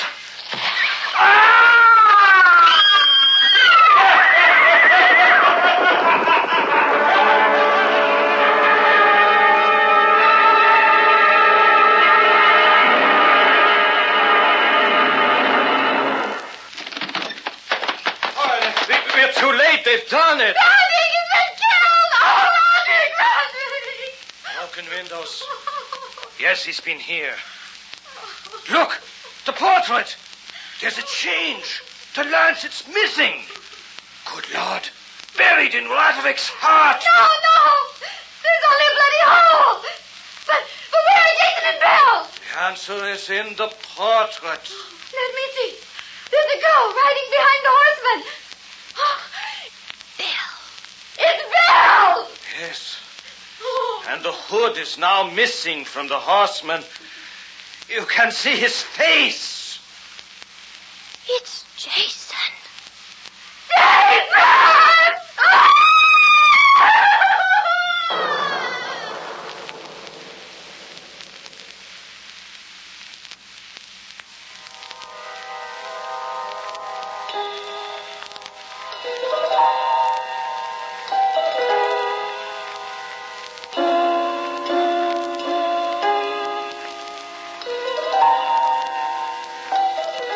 You have just heard Macabre, a special Far East Network presentation. Tonight's story was The Midnight Horseman. In our cast were John Buey as Jason, Frankie Oka as Belle, William Verdier as Roderick, Sandra Mori as Ella, Walt Sheldon as Eric Blum, and Milton Radmilovich as Brinkley. Technical supervision was by Airman First Class Larry Dooley, with sound patterns by Airman First Class James Conley. This is Air Force Sergeant Al LePage speaking. Macabre was written and directed by William Verdier.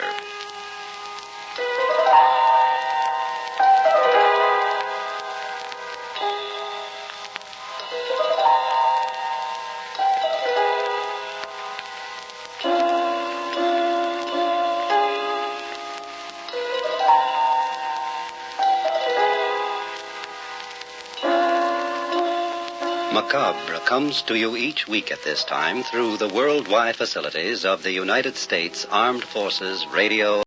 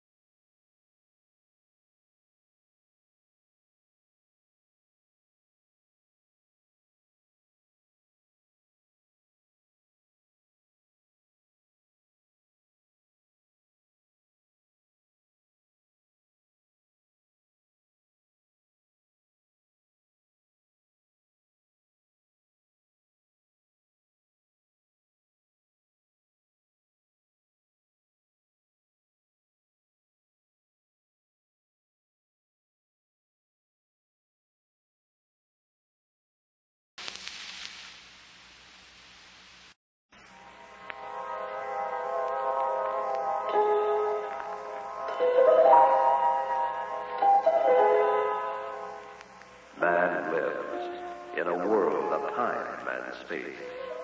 He lives in a spectrum of the universe. When he ventures beyond this limit, he is in the unknown, a realm where strange forces are brought into play. When man attempts to misuse these forces, he is sometimes destroyed. This is Macabre.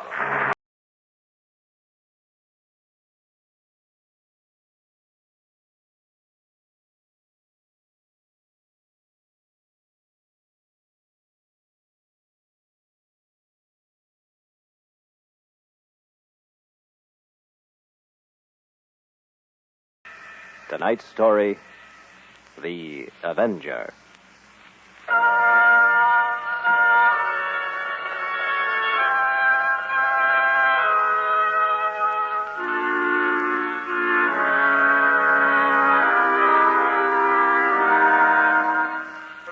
The night is warm and dark, except for the moon vainly trying to pierce a thickening sky. There is a lonely light in a library window at Hale Manor. Outside, in the vine-strewn garden, a dark figure steals quietly to the flagstone terrace, pauses as if sniffing a scent, and then moves in an animal crouch toward the light in the window. Dr. Burton Hale sits in the library, reading, unaware that, had he glanced at the window, he might have seen something pass. Something with a frightful look. Something that now was trying the knob of the French doors leading from the terrace to the library. Who's there? Who's there, I say? Strange, it sounded like someone on the terrace. Perhaps I'd better see. Is anyone out there?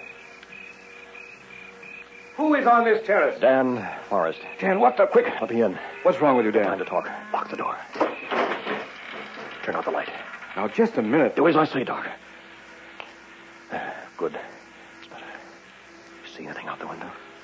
What am I supposed to look for? I'm serious. Something tried to kill me. I barely made it over here. You're overwrought. Sit down, Dan. I'll get you a sedative. I'm a friend in trouble, not a patient, Doc. Have you been drinking? That's a great idea. Scotch. Make it big. All right. You could use one. Have a seat. I'll be with you in a minute. Yeah, thanks. I'm not trying to pry into your personal affairs, Dan, but I really think you owe me an explanation. Yeah, I do. I've known you 20 years. You're as sound as a dollar. What makes you think that someone is trying to kill you? Judge for yourself. Started yesterday morning. I was crossing 3rd Avenue. I just stepped off the curb and a parked cab tried to run me down. Coincidence. Wait, there's more. Today, at a construction project, a beam slipped from a crane. Almost crushed me. Dan, accidents will happen. It doesn't stop there. Tonight, I left my hotel room about 8. As I walked past a dark alley, a shot rang out. Bullet missed by inches. I hopped into my car, made a mad dash for your place. But whatever is after me followed. It's out there, in your garden. Oh, this shot may have been a backfire. With a ricochet? Have you any idea whom it might be? No. Dan, people need reasons to kill. You've never hurt anyone in your whole life. You're alarmed over a set of coincidences. I tell you, something followed me here. Could have been a policeman. You know, you did look like a burglar. I was afraid I'd be a target in front, so I came through the garden. What's that? Came from the terrace. Where are you going? Stay back. I'll have a look. What do you see? Be quiet, Dan. Was it anything? Couldn't tell. Flower pot overturned. Probably just a dog. Sure. Dog's gonna climb that 8-foot wall out there. You won't be satisfied until I call the police. No, we can't do that. Then there's something you haven't told me. That's right, Doc. If attempts are being made in your life, they must be stopped. I didn't want to believe this myself. Now it's clear. You remember the trip I made to Africa last year? Yes, you were doing research for a book. We'd stopped for the night at the edge of a village deep in the jungle. After supper, I decided to go for a walk. It was a hot, stifling night. Another member of our party, Jeff Clayton from London, joined me. For some reason, our conversation drifted. About the natives in this section, they don't seem unfriendly. But one never can tell. That's why I pack an automatic on field trips such as this, just in case. We've walked far enough, Jeff. We don't want to get too far from camp. Oh, it's all right. Better start back. Mosquitoes starting in. You know, Speaking of natives, we haven't seen a single one tonight. There don't seem many white men in this area. They're very likely avoiding us. Wait. A clump of trees. Flash your light over there. Right, huh? Yeah, looks like a temple. Come on, let's see what it is. Take it easy, Dan. Yeah, sometimes sticky about their temples. We'll just have a look. There's no harm in that. No, I guess not. Where do you suppose they got all the white stone? It's all in white. Well built, too. Well, for a primitive native tribe, you might say so. They can be deucedly clever in certain ways. There it is. Look here, I don't mean to cry wolf, Dan, but the missing natives are not so missing now. Two are staring from those bushes. Tell them we're just admiring their craftsmanship. Let's go inside. Hold it, Dan. One of the natives is motioning to us. Don't go in, Dan. He's waving you off. I told you they'd be sticky about this. Entertain him, Jeff. He's more your type. Take only a moment. I'll just glance inside. Don't, Dan. Come back. There'll be trouble. You're violating their sacred temple. Now you've done it. I don't know what they're chanting, but it's no lullaby. Quick, come out of there, Dan. Come on, get out of their temple. Dan. Remarkable structure for the middle of a jungle. Let's make a break for it. Uh-oh. They've stopped the chant. An old man in a robe. He's walking toward us. White man, go in sacred temple. White man evil. He speaks good English. He's probably taught by a missionary. Only spirits go in temple. White man die. Here it comes, that old hokum. Spirits angry. Say white man die 12 full moons. I say, old man, let's get back to the camp before they get far. Allow us to return to the camp. I didn't give it any further thought. I'm not superstitious. I believe in all that stuff anyway, Doc. I don't think it has any connection. Is that all? Not quite. In researching the temple, I'll learn something else about this particular tribe that might have a bearing. When anyone harms them, they either kill him on the spot or send a sort of Avenger to perform a ceremonial execution rite. They tracked one man to South America. I forgot the whole thing until yesterday. It looks as if they didn't, though. Tomorrow is the 12th full moon since I went into that temple. From all appearances, something is after me. Have you told anyone else about these attacks on your life? No, there were no witnesses. The police would say coincidence. And so would I. You're a fine mystery writer. Why don't you leave the plots on the bookshelves where they belong? I know. That's why I've kept it to myself. I don't want to be a laughingstock. Just think. Mystery writer Daniel Forrest takes plots seriously. Runs from the Avenger instead of critics. Good boy, Dan. Say, where's Joanne? Waiting, I guess. I was on my way to see her when I panicked over the shot. Why don't you keep the date? Yeah, I think I will. And thanks for listening to my troubles. Forget the other. It's sheer nonsense. What if it happens again? Then we might assume, might mind you, that your life is in danger.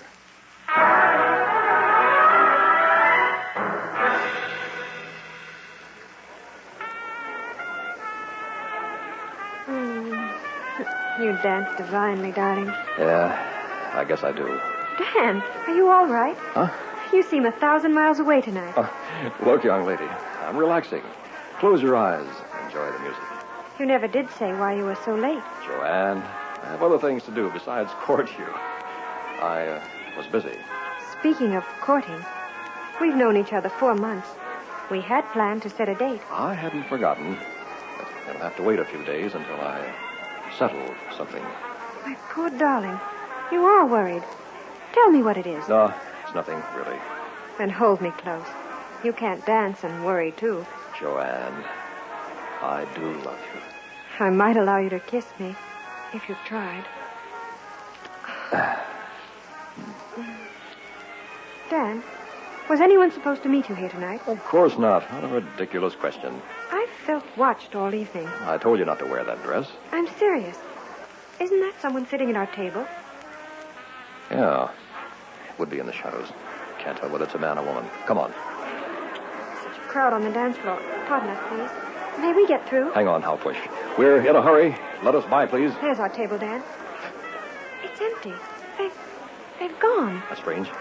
We both saw someone sitting there, didn't we? I thought so. If I could just have seen who... Look, a burning cigarette. There was someone here.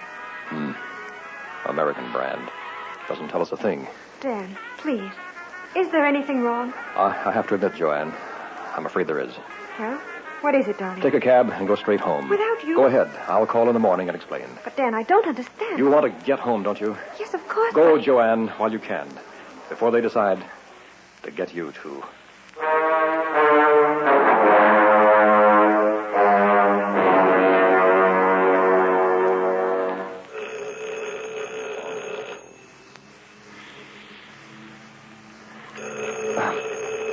Never fails. Dead of night. Hello? Hello? Phone did ring, didn't it? Hello? What? Hung up. It was someone. Hello? Who are you? Hello? May I help you? Who is this? The night clerk, sir. Have you finished your call? What call? What the devil are you talking about? Someone phoned you, sir. I rang your room and left the line when you answered. Who was it? I'm sorry, sir, they didn't say. Who didn't say? A man or a woman? Really, sir, it was a horse voice. I couldn't say. Always get their names first, you understand? Yes, sir. Anything else, sir? Yeah. Get me Plymouth 50067. Yes, sir. Call it imagination if you like. No mistake now. They're after me. Who could it be? I haven't the slightest idea. Hello? Hi, Doc. Dan. Oh. Are you all right? Yeah, but they're closing in. Any further developments? Watched us all evening. Someone just called me at my hotel room. Oh, who? Hung up without speaking. I have no idea. Uh-huh. Still doesn't prove anything, Dan. Might be a prankster. No one else knows anything about the temple episode, except you and Clayton. That's true. Tell you what.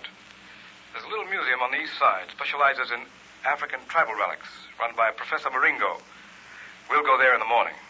This professor is an authority on native superstitions. He may be able to help. Yeah. Thanks, Doc. And Dan, assuming what you said is true, we won't take any chances. Lock the windows and door. When I pick you up tomorrow, I want to find you alive.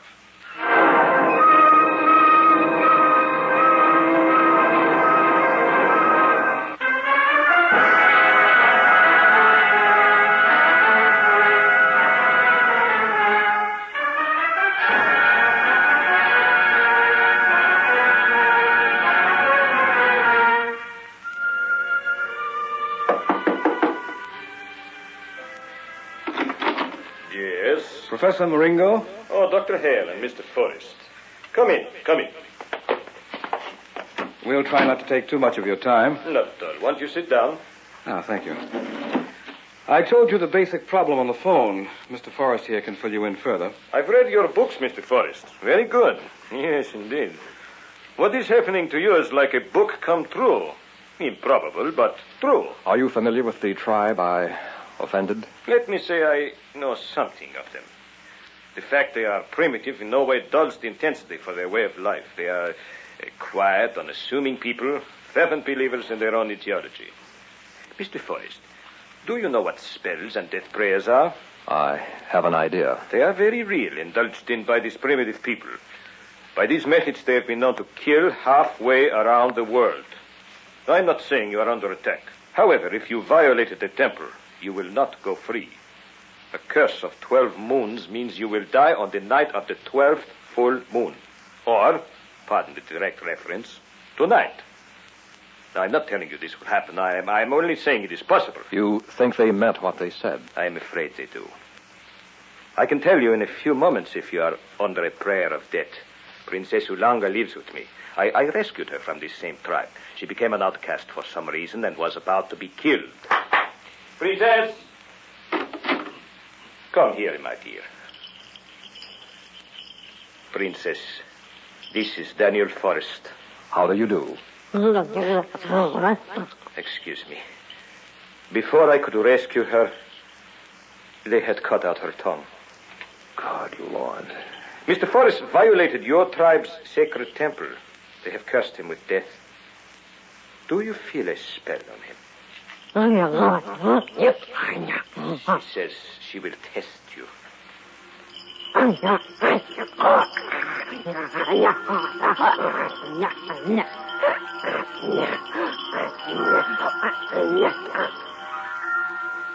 Why is she staring?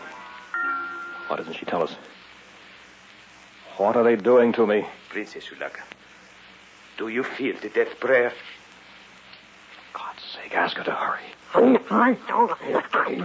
She says if they chant the prayer of death, she cannot feel it. That means I'm free. Doc, you hear that? Let's pick up Joanne. I promised I'd tell her as soon as we found out. Do not rejoice so hastily, Mr. Forrest. This test is not conclusive. But if the princess is right, it does not mean you are safe. It means they have used an alternate plan and dispatched an Avenger.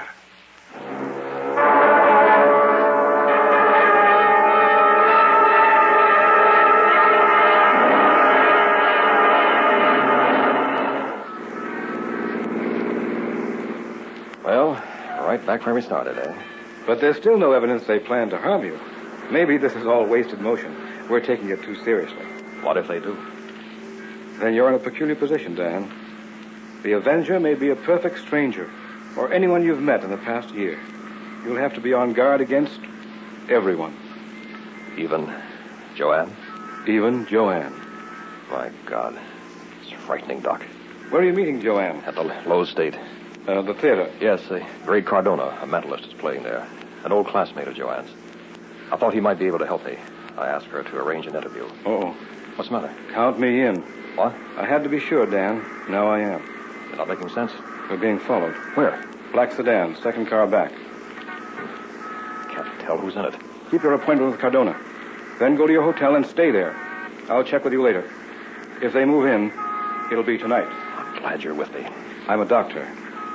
I'm with anyone, Dan, who's fighting for his life.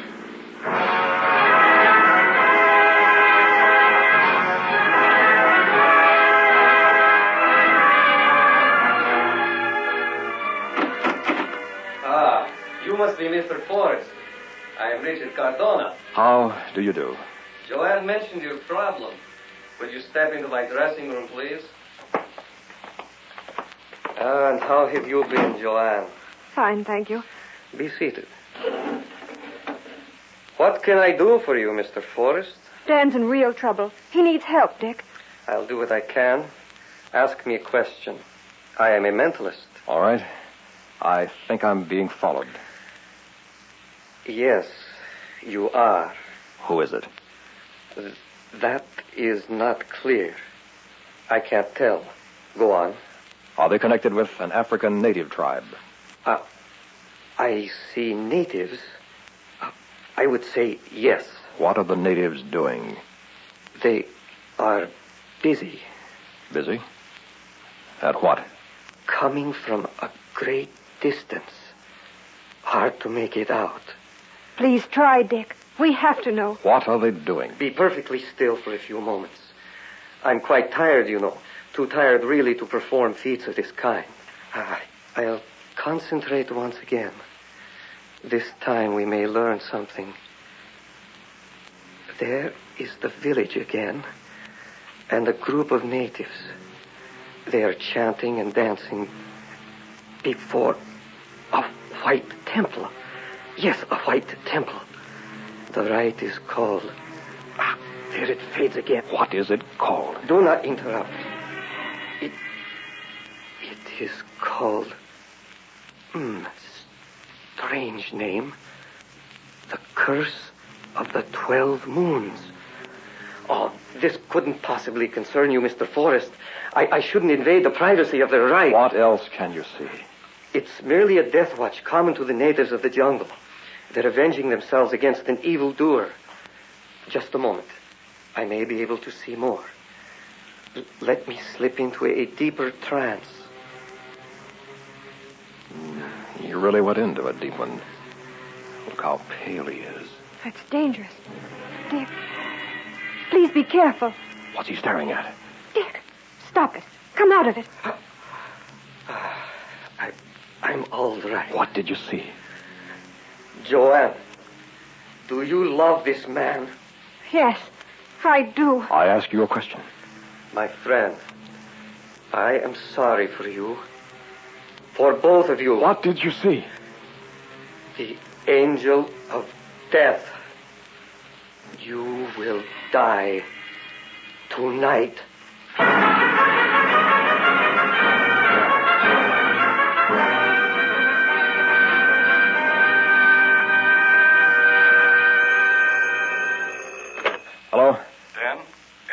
yet? No, Doc. Very quiet here. Good. Now stay in that hotel room and don't let anyone in. Understand? Your life may well depend on it. Doc, the windows and doors are locked. Barricaded. I'm sitting in the dark by the phone. If someone should get in, this .45 automatic will end his troubles. I'm across the street from your hotel at an all-night lunch counter. Your room is on the 3rd floor. I can see the windows. I'll watch from here and call you back in case something does make a try for you. It's 11:30. Be careful and stay awake. I'm not likely to do anything else. Thanks, Doc. Don't let anyone in. That's very important. You've got to be realistic, Dan. We don't know who it is. I know. Good luck, my boy. Thanks. Bye, Doc. Doc's right. I'm in worse shape than a prisoner in the gas chamber. At least he knows who's going to kill him, how, and when. All I can do is sit in the dark and wait. Maybe my best friend. Anybody I've met since the trip last year. It's a cinch. They'll try to get me through someone. If it's someone I don't know, he'll come through the windows of the door. If it's someone I do, he'll phone from the lobby. Try to come up. I just have to wait, see which it is. Full moon shining through the window shade. Curse of the 12 moons. Damn those superstitions. I didn't mean to hurt them. Why can't they forgive and forget? It's primitive gangsterism. That's it. Someone wanted to come up. Lord, I'm almost afraid to find out. Hello? Hello? Mr. Forrest, this is Richard Cardona. I am in the lobby of your hotel. I must see you at once. I'll bet he'd like to. I'm sorry. I can't be disturbed tonight. You're going to be executed in a matter of moments. I may be able to help. Good night, Mr. Cardona. And don't try to come up. First try. He may be the one. Can't be sure. But we'll know if he knocks on that door. I'll blast him to kingdom come. I'm waiting, Mr. Cardona. We'll see who's to be executed tonight. Cardona again. Now, look, you... No time to talk. I'm Professor Maringo. Princess Ulanga and I are in the lobby. I warned you. I won't listen to a thing you've got... Princess has changed her mind. The curse. You are marked for death. We are coming up. If you do, I'll kill you. That doesn't make sense. The three of them couldn't be mixed up in this. Or could they? Lord, so quiet up here. I know it's my imagination. I can almost make out headgear. Natives. Witch doctors. Watching from across the room. Smells like leaves. Flowers. Jungle. Oh, God, it's not real. If I could only turn on the light to be sure. Who's that? Dan? Dan, it's Joanne. You've got to talk to me. Not Joanne, too. Can't be. Darling, Dr. Hale is with me in the lobby. Oh, God, both of them. Dan, I know you're there. Talk to me, please. We're all down here together, Dan. Don't be afraid. They're going to get you, but not through us. Not through them? Of course not. What a fool I've been. I've sealed myself in a tomb. Darling, can't you hear me? There isn't any time left. We're coming up. The killer is already in your room. Oh, already here? Of course. For God's sake, yes! Hurry, Joanne! I see. Played right into their hands. Strap myself to the death chair. Quick, the light. What's that? Native chant of death? In this room? No. Stop. I've got a gun. Go ahead, Dan. Use it. A voice. Where are you? Right here. Inside there. Who are you? Man is really in two parts, Dan. Half saint, half devil. You are... Devil. Commissioned to kill you. I don't believe you. Look. At your right hand. It dropped the gun. Now, it reaches for the butcher's knife. You used to cut a loaf of bread. No, it won't. I'm stronger than you. Not against the prayer of death. You're weak, Dan. You should have spent more time developing your better half. This isn't real. I can't be struggling with myself. I'm not my own Avenger, but my hand, the knife. Moving toward our heart. No! The prayer of death has ended. And so have we.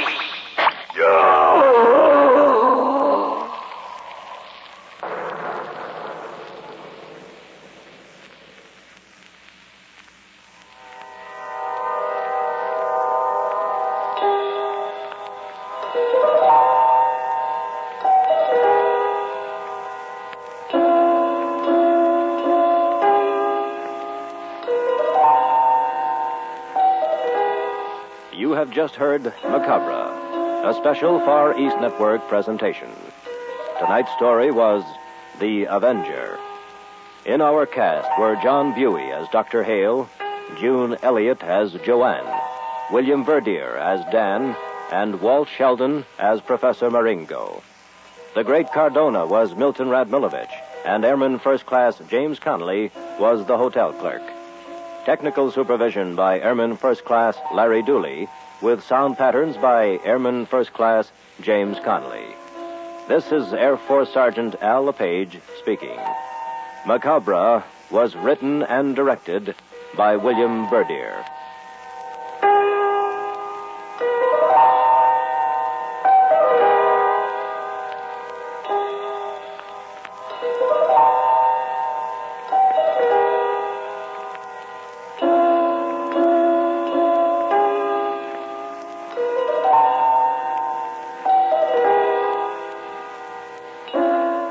Macabre comes to you each week at this time through the worldwide facilities of the United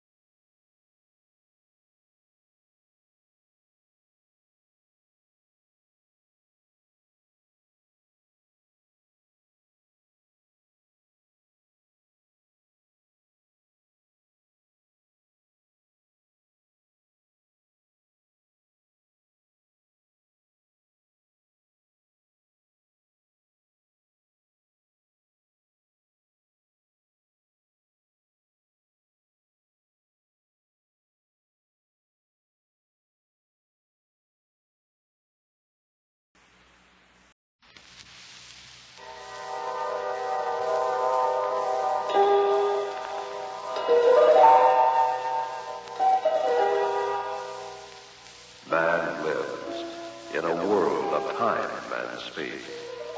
He lives in a spectrum of the universe.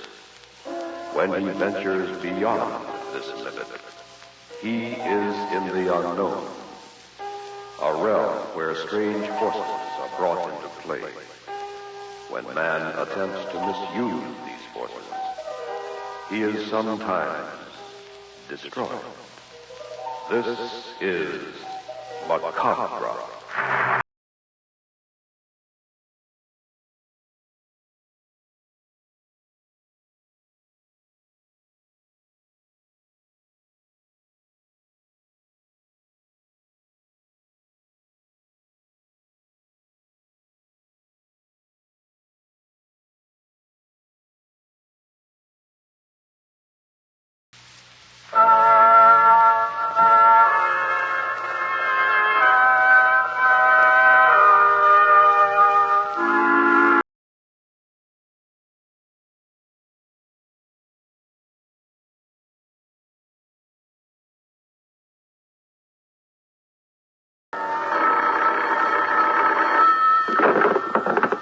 Hello? Hello. Is this Dr. Vega? Yes? This is Thomas Paine of the National Museum. I'm calling for Professor Abernathy. We've been trying to reach you for a week. I've been out of town. Go on. It's about the expedition to the glacier. Oh, what? Have they returned? Well, yes. Unexpectedly. Did they find anything? Not exactly. You see, Professor Norden... Come. What about Professor Norden? He did not come back. What? The members of the expedition are meeting tonight at the museum. Can you attend? Certainly, Mr. Paine. What time? 8 o'clock. And may I ask you, sir, not to fail us? Of course I won't. But what's happened to Norden? At the moment, sir, I cannot say. We'll expect you then at 8 o'clock. What we have to report is of the utmost urgency.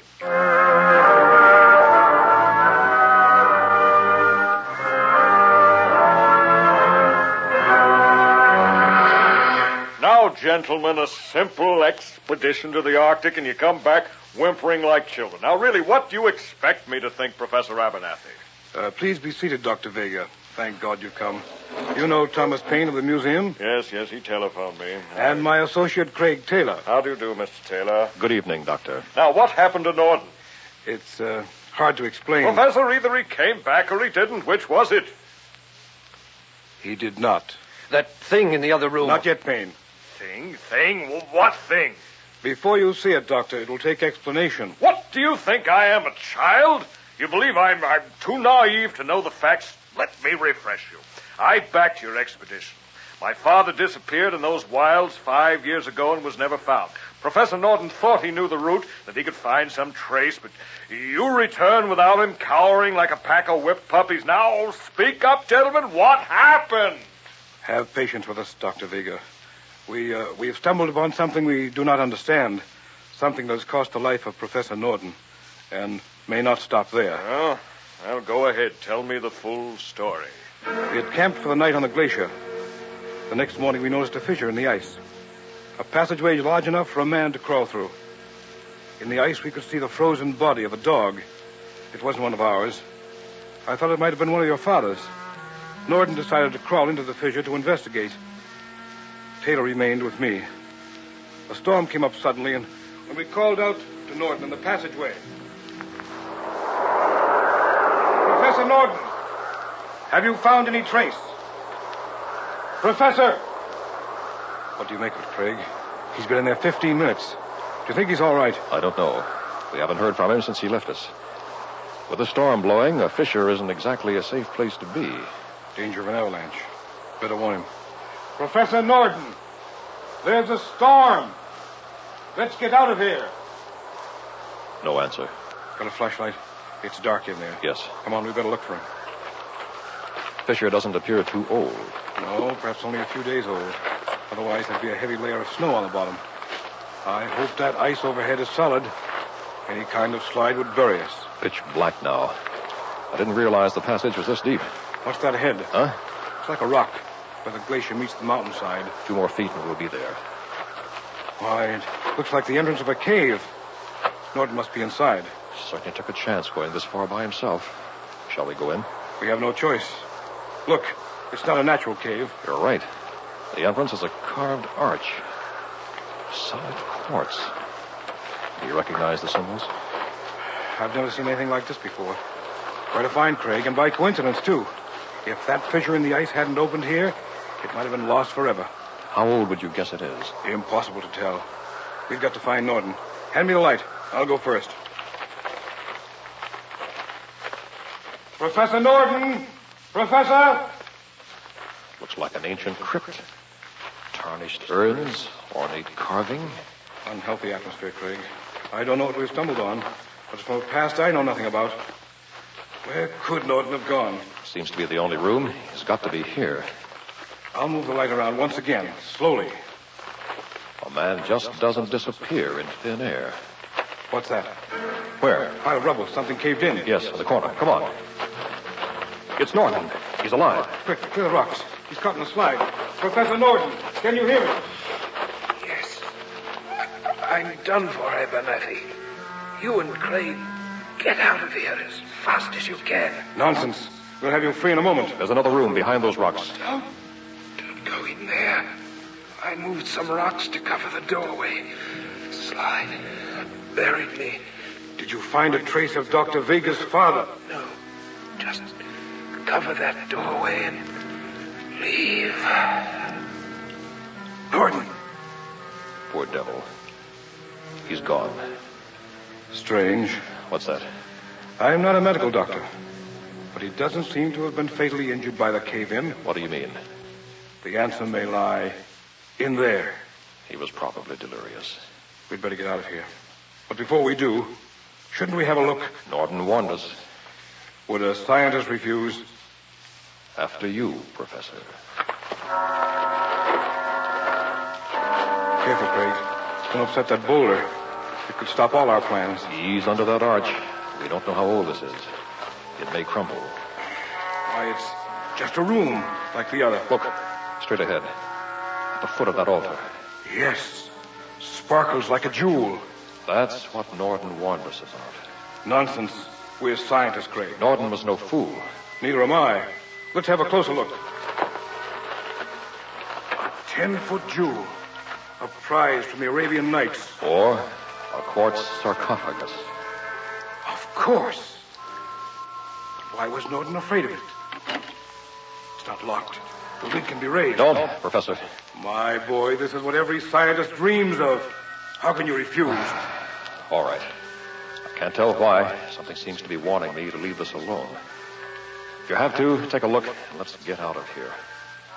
Harry, give me a hand. Okay.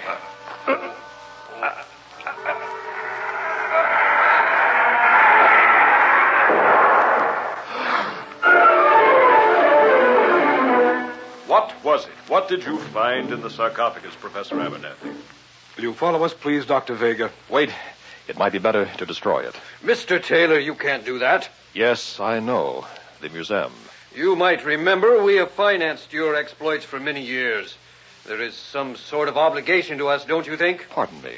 I'd forgotten the commercial aspects. The public has a right to see these remnants of mankind's past. Gentlemen, will you follow me, please? Frankly, we are at a loss to make it out. It is entirely beyond the range of my experience. In the center of the room, if you will. The quartz sarcophagus. Well, what are we waiting for? Open it. I hope we don't regret this. Help me, Craig. Okay.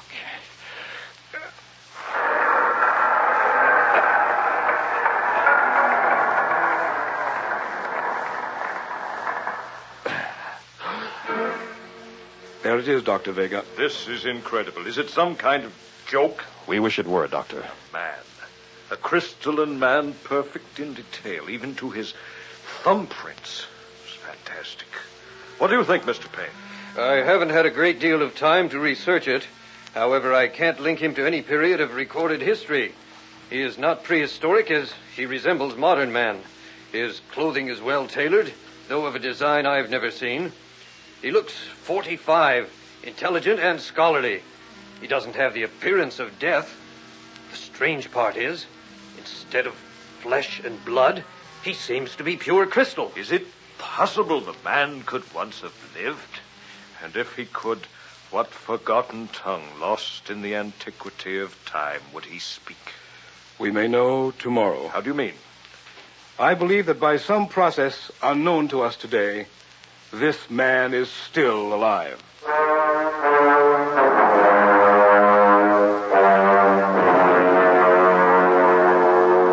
It's no use. We've tried everything. He is solid crystal. I was mistaken. He is perfect to the last blood vessel. Why should a man who is not flesh and blood need blood vessels? Shall we admit he is merely a sculptured statue? We don't seem able to prove otherwise, but I feel some obvious fact is escaping us. Wait. There is one further chance. He may be a silicon form of life. In that case, he should respond to electric shock, be recharged, so to speak. Let me connect these electrodes. Any sign of life will show in the form of a brain wave on the electroencephalogram. Good thinking, Professor. There. Now we'll give him a jolt.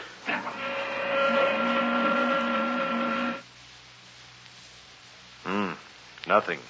Try it again.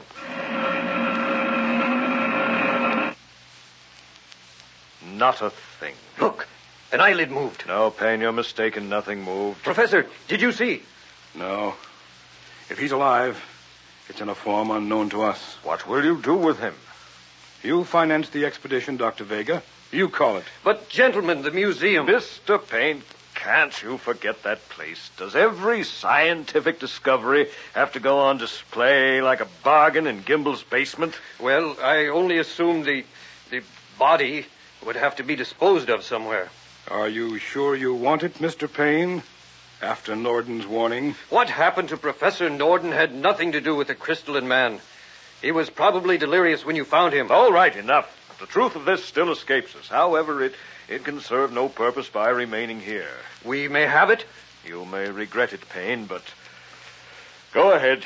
Take it. Put it on display in the slumber room. That may well be what he's doing. Very well.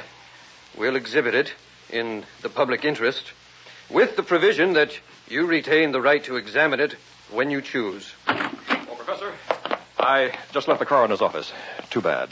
The coroner's office? The guard we found unconscious here this morning, the one guarding the Crystalline Man last night. Yes? He just died.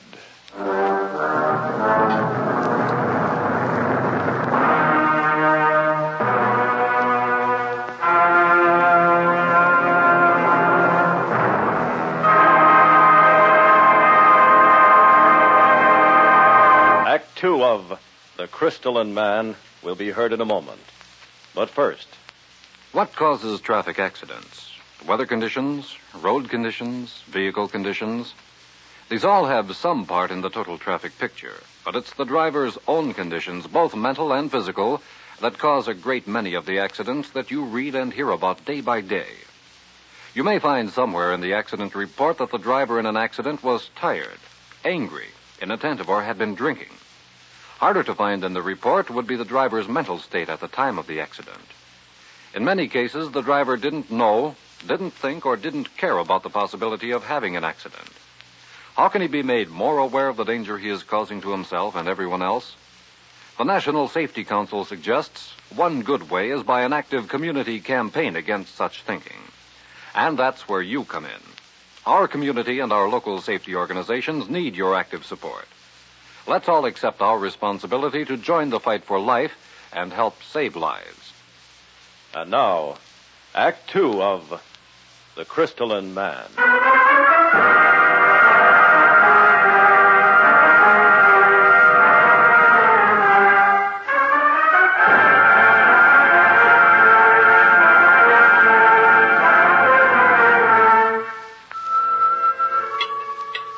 Man, you kids eat like horses. It's a good thing your father makes a little money.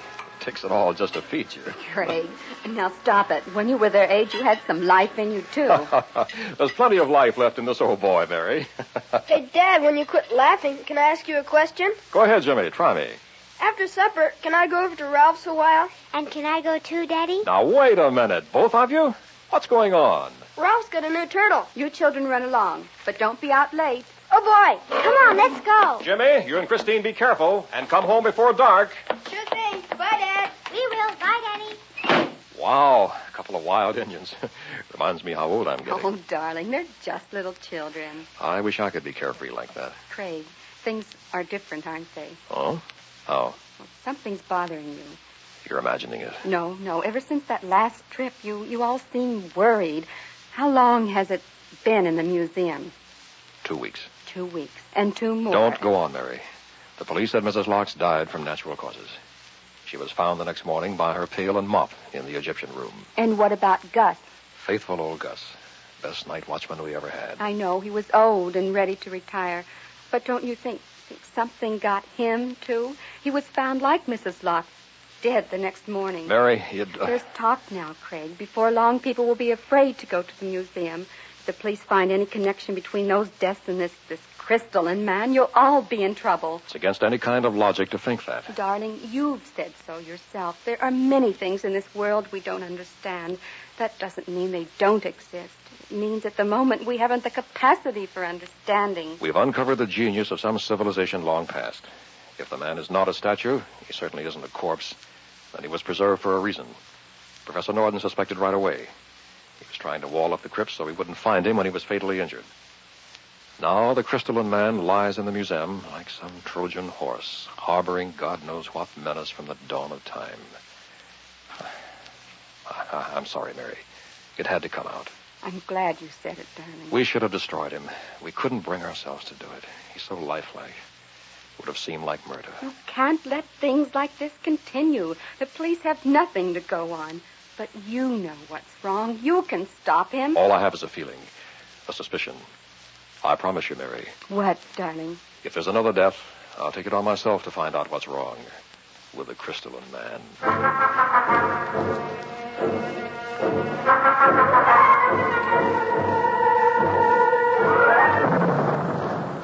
There's the night watchman. You want to ask him, Christine? No, you ask. Oh, all right. Mister, Eh? Museum's closed. You kids go away. I gotta ask you something. Run along now. Be dark soon. You ought to be home. Please, mister. We have to go inside. Oh, do you now? You tell him, Christine. Okay, Jimmy. We were here after school today. I left my homework in there. Museum's locked up. Come back tomorrow. Your books will be turned into the main office. You can pick them up then. But you don't understand. She has to study her homework tonight. Don't you see? Or I'll get a spanking. Do your parents know where you are? Gosh, no. They think we're at Ralph's seeing a turtle.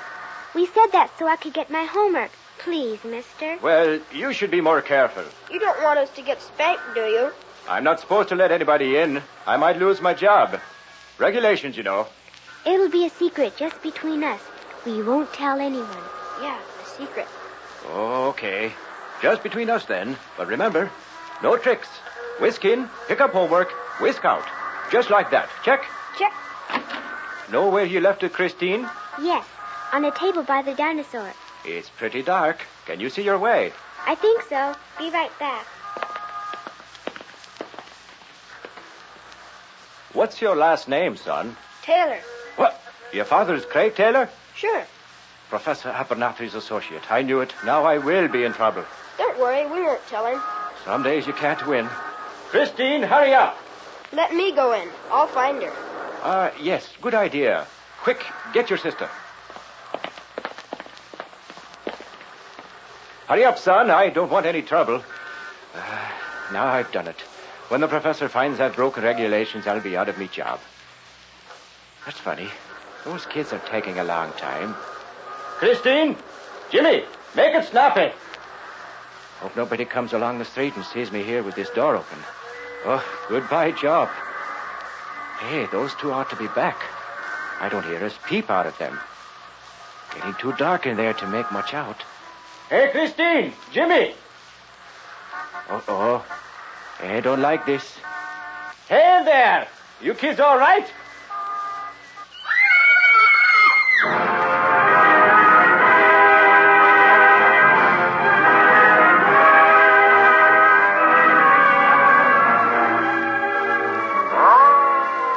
Who was she, Craig? Edna Thorpe, a cleaning woman. Please, Mr. Taylor. I hope there won't be no trouble about me letting the kids in. How did I know they'd find old Mrs. Thorpe dead? Natural causes again, Craig? Police coroner said heart attack. Christine, you're sure the dead woman was the only thing you saw? Yes, Daddy. I just found my homework when I saw her. Then Jimmy came in. We were too scared to move, Dad. Uh-huh. What are you going to do? Mary, you can see what we're facing here. Take the children home. I'll be along later. But, Craig, aren't you coming with us? No, I'm spending the night in the museum. It's time we learn the truth. Not alone, darling. That's too dangerous. The deaths occur only when there are no witnesses. The only way to find out is to bait the hook. I'll stay in there alone tonight. The killer may be tempted to strike again, and then we'll know.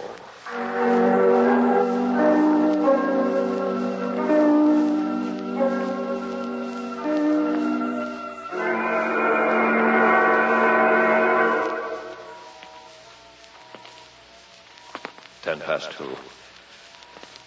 Getting sleepy. Big place. Those two dinosaurs aren't kittens. Egyptian mummies back in the East Wing. Caveman relics.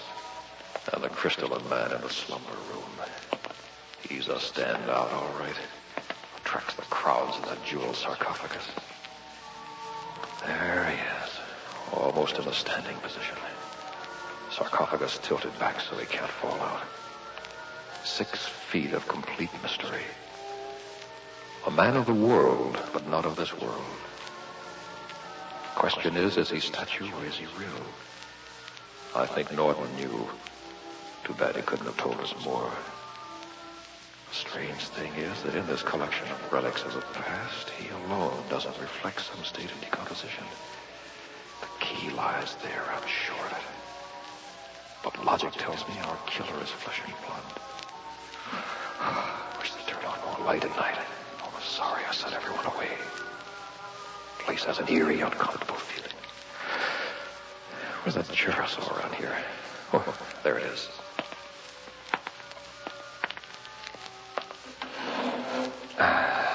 Feels good to sit down. I don't think it'll hurt to close my eyes for a moment. I've been over every inch of this place. Safe enough, I guess. Could be coincidence. Those people who died were all old, including Norton. Oh, boy, I'm getting sleepy. Maybe a little catnap wouldn't hurt. Just a little one. I can hardly hold my eyes open.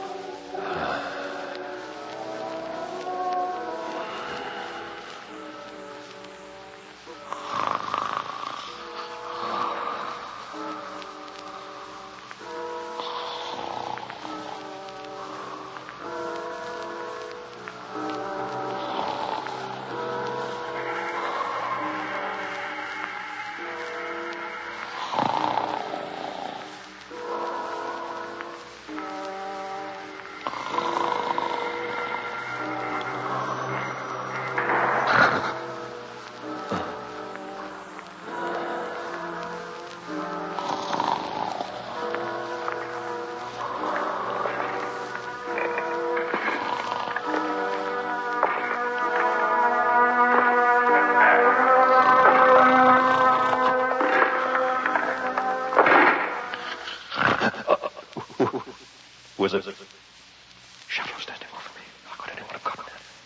Can't see in the dark. Something is going to hit me, but... Stop! Who are you? Beyond thy capacity to understand. Crystalline Man.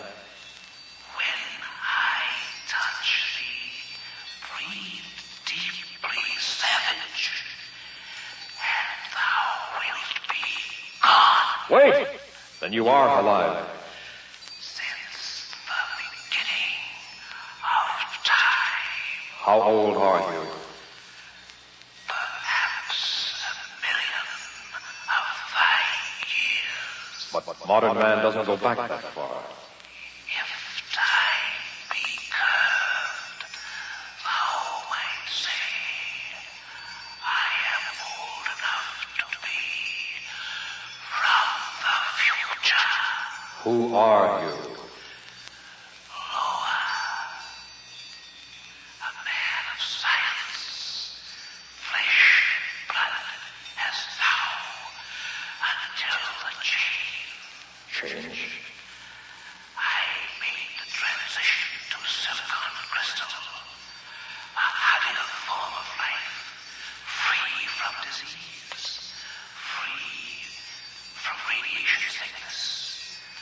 Then a catastrophe befell my people.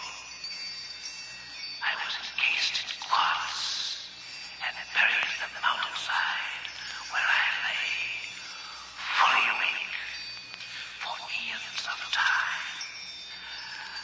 A living hell. We are also men of science. Perhaps we could get together. Savage, barbarians, we are eternity apart. Why haven't you risen before? This form of life is like a battery. It must be charged. I see. With the life force of others. Thou speakest well, Savage. So that's what Norton knew. Revive him and there'll be no stopping him. Thou knowest too much, Savage. What is thy saying? To the victor goes the spoils. I will touch thee, and thou wilt be gone. No! Stand still. It will be painless. Just a touch, and I will be of strength to begin my work. Don't come any closer. Fear me not, Savage. I'm warning you. Where can thou escape? The wall is behind. Keep away from me. Now, savage, I shall smite you to death. Mary!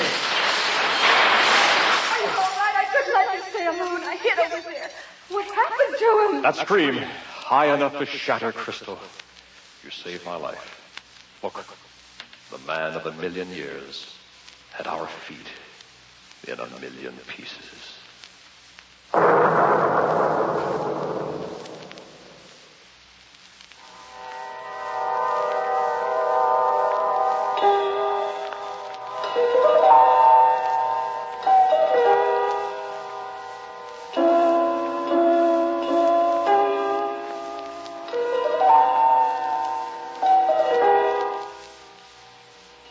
Just heard Macabre, a special Far East Network presentation. Tonight's story was The Crystalline Man.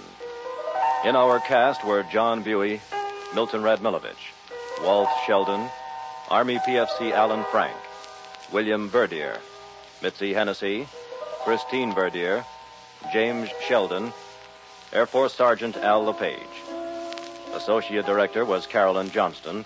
Technical supervision by Hiroshi Ono, with special sound patterns by Airman First Class James Conley and Air Force Sergeant Bob Eddy.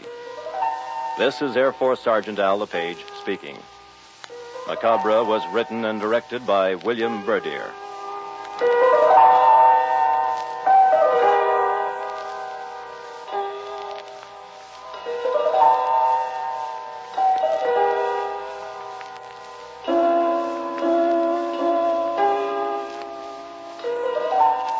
Macabre comes to you each week at this time through the worldwide facilities of the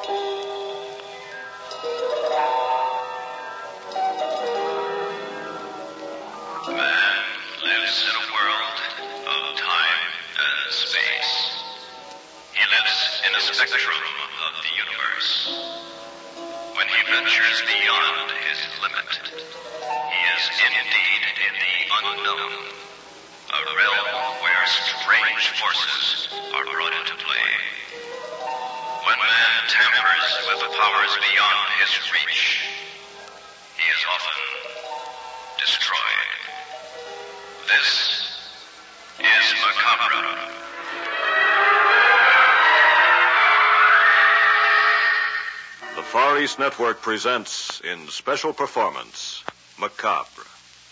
Tonight's story, The Edge of Evil.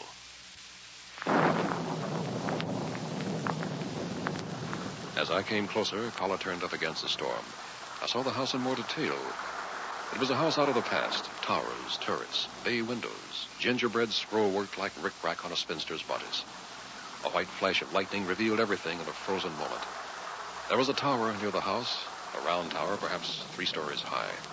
I had no idea what it was. I had never seen anything quite like it in the New England countryside. I reached the front door. There was no bell.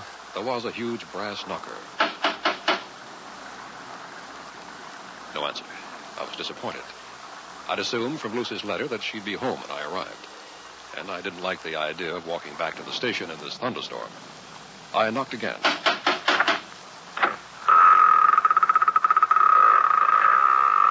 door opened slowly. A creature stood before me. It was difficult to think of him as a man.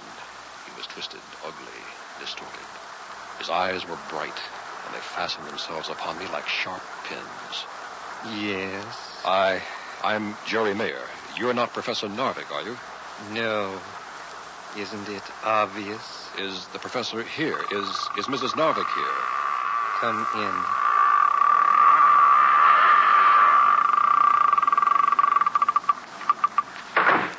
I don't know whether the professor expects me. You see, it was Mrs. Narvik who asked me to come. Yes. The clerical collar you're wearing. A minister. You would be Lucy's friend. She's not here now. Professor Narvik took her out tonight. I think he means to prove something to her. You'll forgive me. I'm at a loss here. I don't think Lucy mentioned you in her letter. No, she would not. I'm Chester. Come, let me take you into the living room.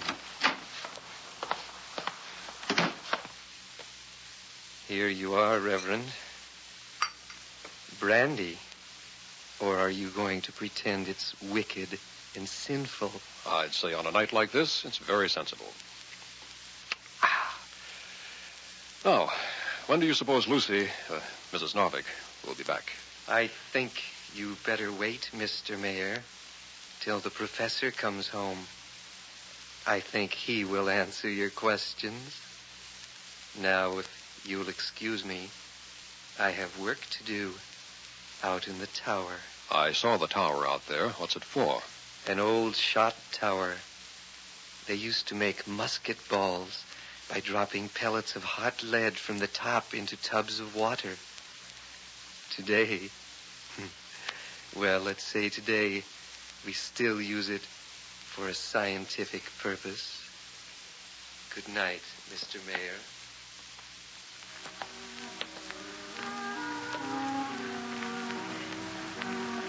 As I sat there in that huge old-fashioned living room, I suddenly became aware of some strange presence. What I felt is almost impossible to describe. Not sound, not sight, not touch. I was feeling, pure inner feeling. There was something evil in this room. I wanted to rise. I couldn't. I wanted to scream. My throat was paralyzed. The room began to spin. An evil force swirling tornado-like all about me. The edge of blackness. The edge of evil.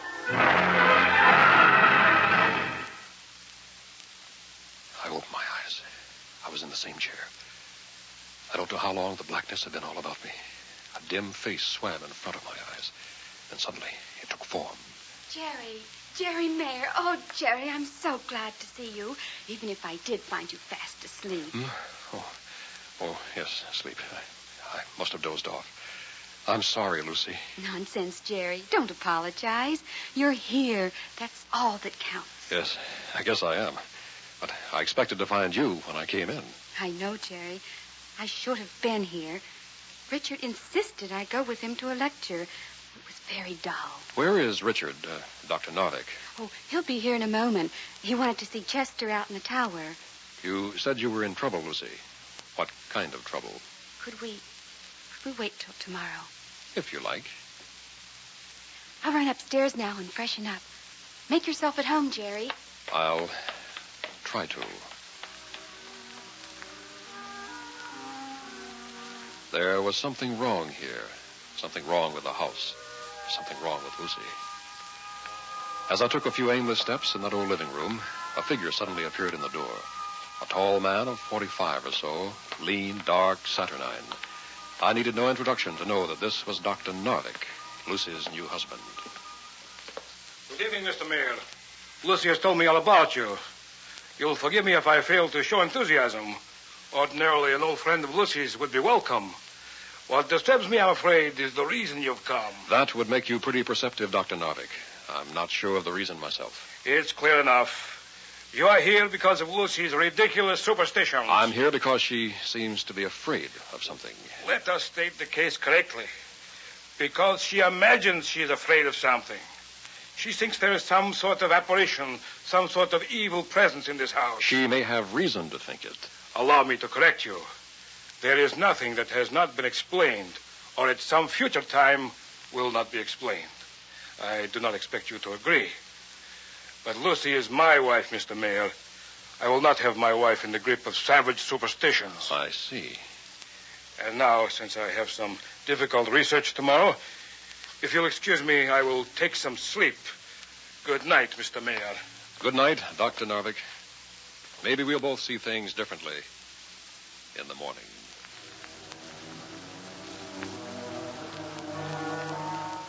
I awoke in a cold sweat. I knew something was in the room. Something. It was a medium-sized room with a bed and bureau. An ordinary guest room Lucy had given me. The window was open, but there was cloud cover, and it was pitch black. I could see nothing. There was no lamp, but I had left my lighter on the bedside table. If I could just make a little light, I'd feel better. I reached for the lighter. And something put the lighter in my hand.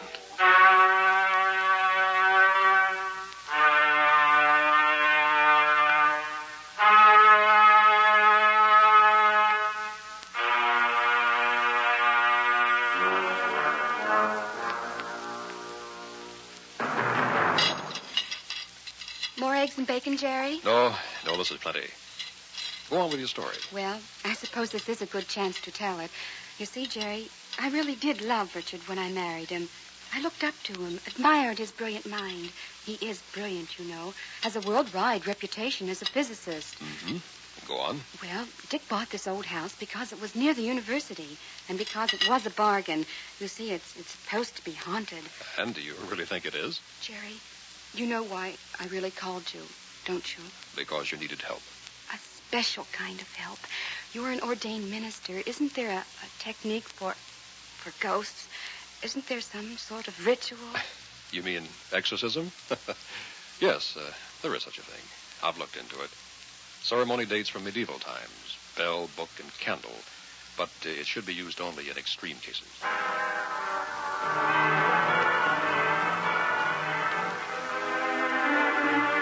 That day, I examined the old house from top to bottom. I found nothing unusual. In the afternoon, Lucy called to say she'd be delayed at a faculty wives' dinner. Dr. Narvik was still at the university. As darkness fell, I found myself once more alone. I went to the big living room, opened a book, and sat in a Victorian chair. I suppose I had read a chapter or two when it happened. Once more, I was aware of something. Some evil presence in the room. This time it was more than simply a feeling of evil. This time I heard something. It was a human voice. But what kind of human? Couldn't say. I rose and began to look all around the room. I looked in every corner. The walls, at the ceiling. All the doors and windows. There was a small closet in one corner of the room. I stepped there and opened the closet door. A human skull stared out at me from that closet. From its grinning mouth came the horrible sound of someone in pain.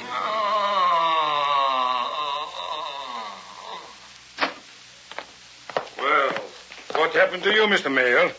Don't tell me my wife has also got you believing in ghosts. Dr. Narvik, there is something very strange going on in this house of yours. Really? I'm afraid there's nothing I find strange. Would you care for a drink, Mr. Mayor? Not now, thank you. Then you don't mind if I have one? No. I think we'd better have a talk. That's exactly what we're doing, is it not? Dr. Narvik, there's a small closet here beside me. Have you looked into it recently? No, I don't think so. Why? Suppose you look into it now. Very well, if you wish. Well? Well, what? What do you see there? Just an old skull. Just an old skull? Do you have one in every closet? My dear Mr. Mayor, it is a skull I got from the medical department when I was doing research on radioactive carbon in bone matter. Dr. Narvik, that skull moaned. Now, don't look at me like that. I heard it moan. Before it did, there was a presence in this room. Something evil. Yes. No doubt you felt something. But it will have an explanation. Perhaps something as simple as indigestion, eh? What have you been eating? Nothing unusual. Chester gave me a glass of brandy when I came in out of the rain. That's all. Brandy, eh? Well, there could have been something in it. Here, let us look at the bottle. Huh? That's strange. I was sure I had a bottle of brandy here. It was here last night. No matter, we'll find it. Perhaps Chester took it with him to the tower. Oh, in that case, I think I'd better have a talk with Chester. Mr. Mayor, please. I do not like to be an ungracious host, but I'm afraid I will have to forbid that. Why? Chester is doing important research in the tower. I do not want him disturbed. And speaking of research, I have my own work to do. You will excuse me, eh? I have nothing against you personally, Mr. Mayor. But there is one thing you must understand. Yes? There is nothing I will not do to change Lucy to my way of thinking. Good night, Mr. Mayor. Sleep well, if you can.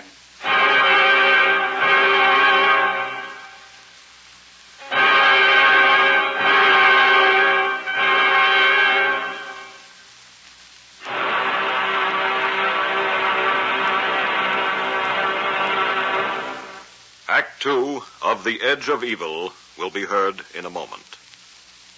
To save your life, you can't beat a seatbelt and careful, courteous driving.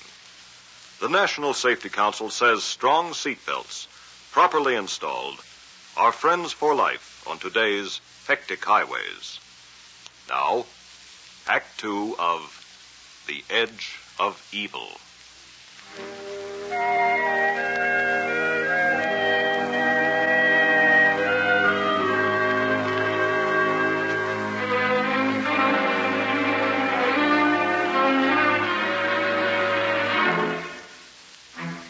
If Dr. Richard Narvik were a poor host, I'm afraid I was a poor guest.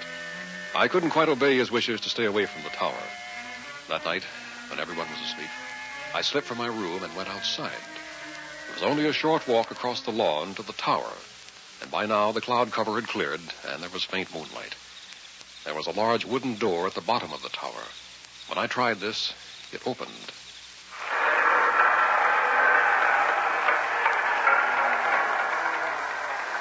I was at the foot of a ladder. There was nothing but blackness above. Suddenly, as I stood there with my eyes straining at the darkness, I began to hear voices somewhere above. I won't let you get away with it any It sounded as longer. though two men were arguing. I did my best to listen, but it was impossible to make out all the words. No one else will have you. You admit it. Now let us have a stop to this foolishness. Then, above me, a trapdoor opened, and a shaft of light came down into the tower. Chester! Now I could begin to hear the voices clearly. I warn you. Do not do anything foolish. Chester, don't come any nearer. Chester! No, Chester, get back! Get back, you fool! I rushed up the ladder as fast as I could. The trapdoor opened into a room. Chester, no! I think that'll take care of him for a few moments, Dr. Narvik. You have a very strong punch for a minister, Mr. Mayor. Well, I suppose I must thank you for saving me. But I seem to remember telling you not to come here to the tower. Some sort of electrical equipment. Now, look here, Dr. Narvik. I think it's time you explained a few things, and explained them honestly. Wait. Chester's coming around. Oh, yes. Here, Chester. I'll give you a hand. Come on, get up. You hit me. Yes, I did. And I think it kept you from murdering Dr. Narvik. Yes. Yes, that's true. I'm sorry. I knew what I was doing, but I couldn't help myself. Why would you want to kill Dr. Narvik, Chester? Chester, do not answer that question. What are you hiding, Narvik? It's none of your concern. Chester, think what happens to you if you do not have me. All right. I will say nothing. That's better, Chester. Dr. Narvik, if you don't want Chester to say anything, I'm forced to ask you to make the necessary explanations. If your superstitious notions are beginning to bother you, Mr. Mayor, I have only one suggestion. Which is? That you leave this house in the morning. You are no longer a welcome guest.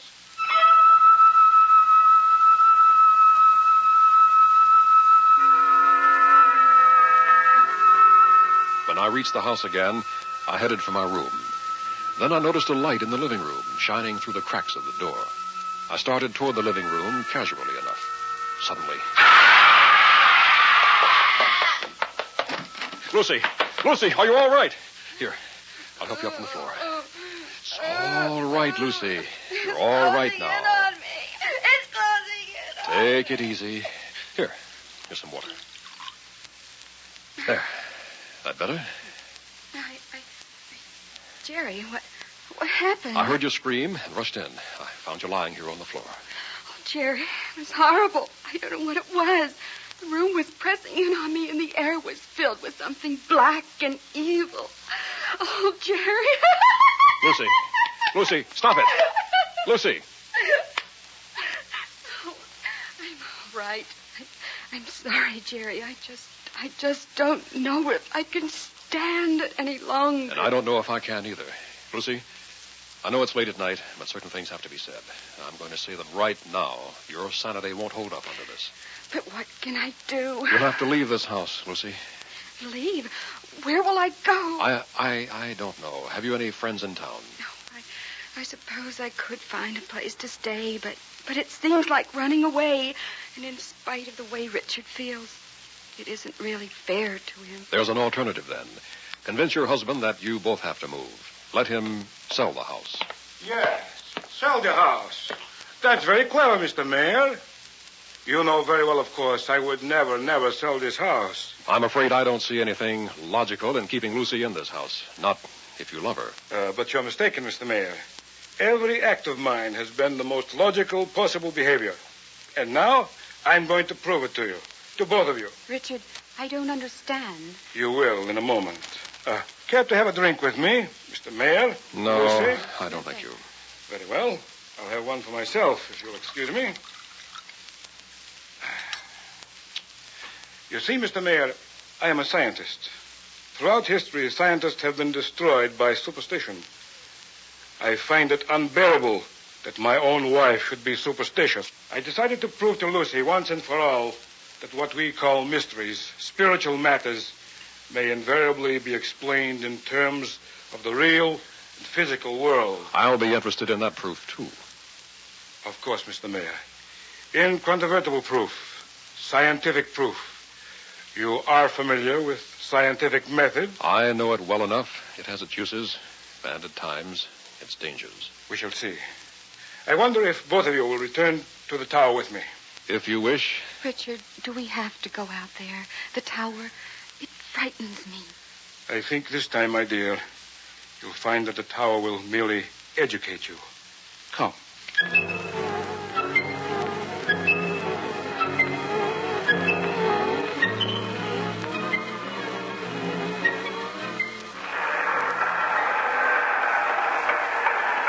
No light upstairs. That's strange. Chester always works at this hour. Wait a minute. Look, up there. The trapdoor is opening. There is a light. Yes, a small one. From a candle. Why would he be using a candle? Richard, shouldn't we go back to the house? Be quiet, Lucy. Chester! Are you up there, Chester? Yes, I am up here, Dr. Narvik. Don't come any further. Chester, what kind of nonsense is this? I'm not going to live this way any longer. I've left a letter. It tells everything. Chester, what are you talking about? Look out, Dr. Narvik. I'm coming down. No, Chester, don't jump. Chester, wait! I've made up my mind. No, Chester. Oh,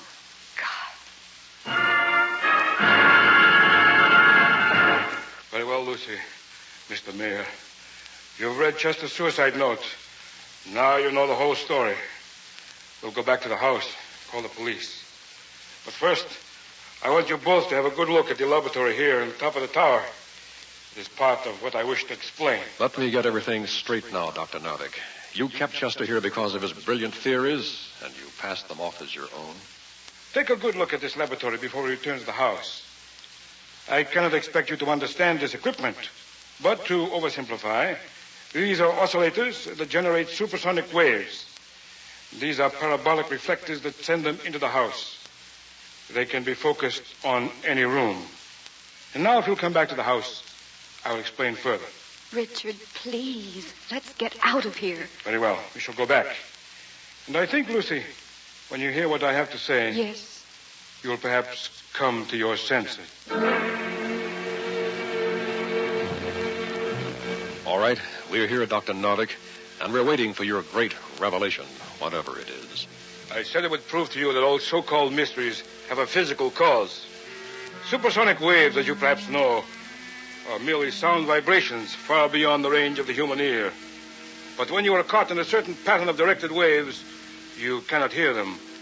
But you are filled with nameless terror. Yes, Lucy, with a feeling of evil pressing in upon you, overwhelming you. Then you made me feel that way. You and this horrible equipment of yours. For a reason, Lucy. To prove to you that all your beliefs about spirits, about mysteries, yes, about even the God you worship were merely superstition. Novick, what did you hope to gain by this? I hope merely that Lucy would come to her senses. The same applies to you, Mr. Mayor. It was not difficult to place the lighter in your hand, but to use a speaker to make that skull moan. Wait a minute. What's that? What's what? That sound, or is it a sound? I think I feel it, too. It's more like a strange force coming into the room. Impossible. Just the same, I feel something. It's the same as before. That feeling of evil. Not quite the same. Seems different this time. Wait. I can hear something, too. I'm surprised you admit it, Dr. Novick. Be calm now. This can't be explained. But it is a strange feeling. What is it? You're asking us, Dr. Novick. You're the scientific expert. Why don't you tell us? Jerry. Yes, Lucy? It is different this time. It's evil, Jerry.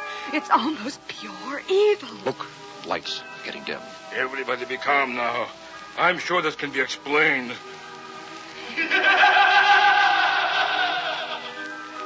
What was that? Don't you know, Dr. Novick? It's pressing in on us. Whatever it is, it wants to kill us. Impossible. Lucy's right. I can sense it. It wants to kill us. Impossible. Impossible.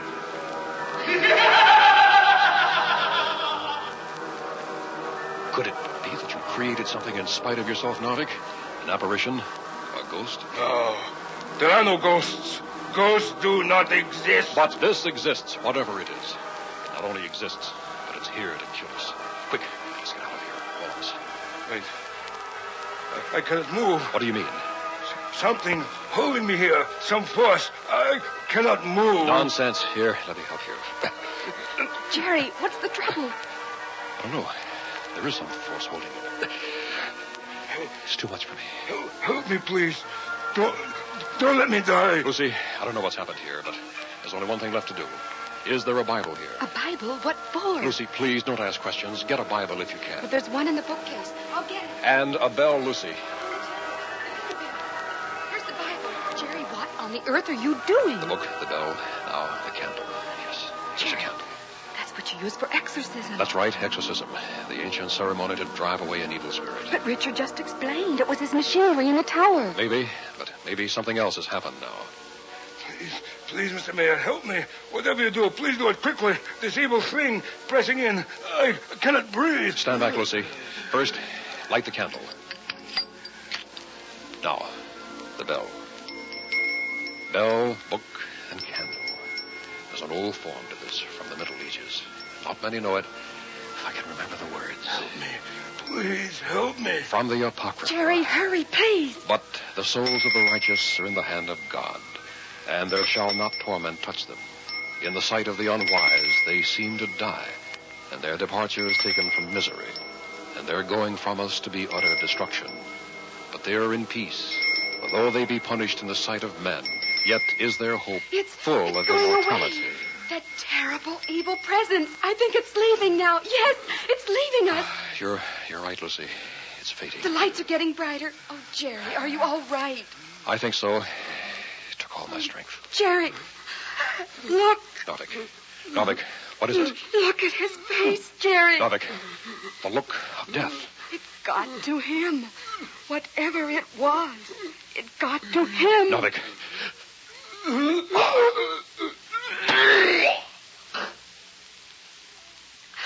No, Richard. Easy, Lucy.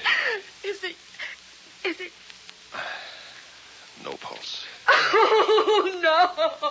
First Chester, now your husband. There's death in this house, Lucy. He killed himself with that horrible equipment. equipment of his. It wasn't the equipment, Lucy. What do you mean? I looked at that equipment before we left the tower. Carefully. Jerry, what are you trying to say? All the wires were cut, slashed, all the connections. Chester must have done it in a rage before he committed suicide.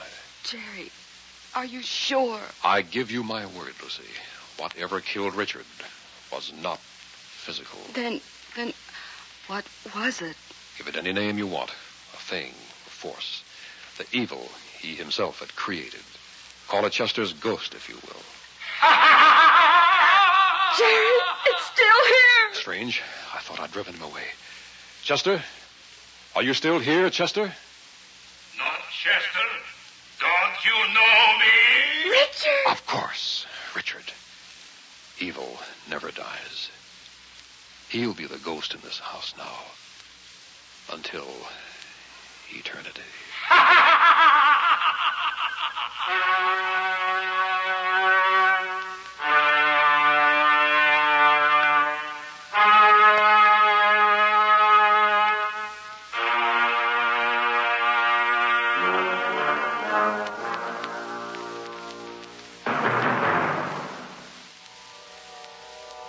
You have just heard Macabre, a special Far East Network presentation. Tonight's story, The Edge of Evil, featured John Buey as Dr. Narvik, Mitzi Hennessy as Lucy, Milton Radmilovich as Chester, and William Verdier as Jerry. Technical supervision by Hiroshi Ono, with sound patterns by Airman First Class James Connolly. Tonight's Macabre was written and directed by Walt Sheldon.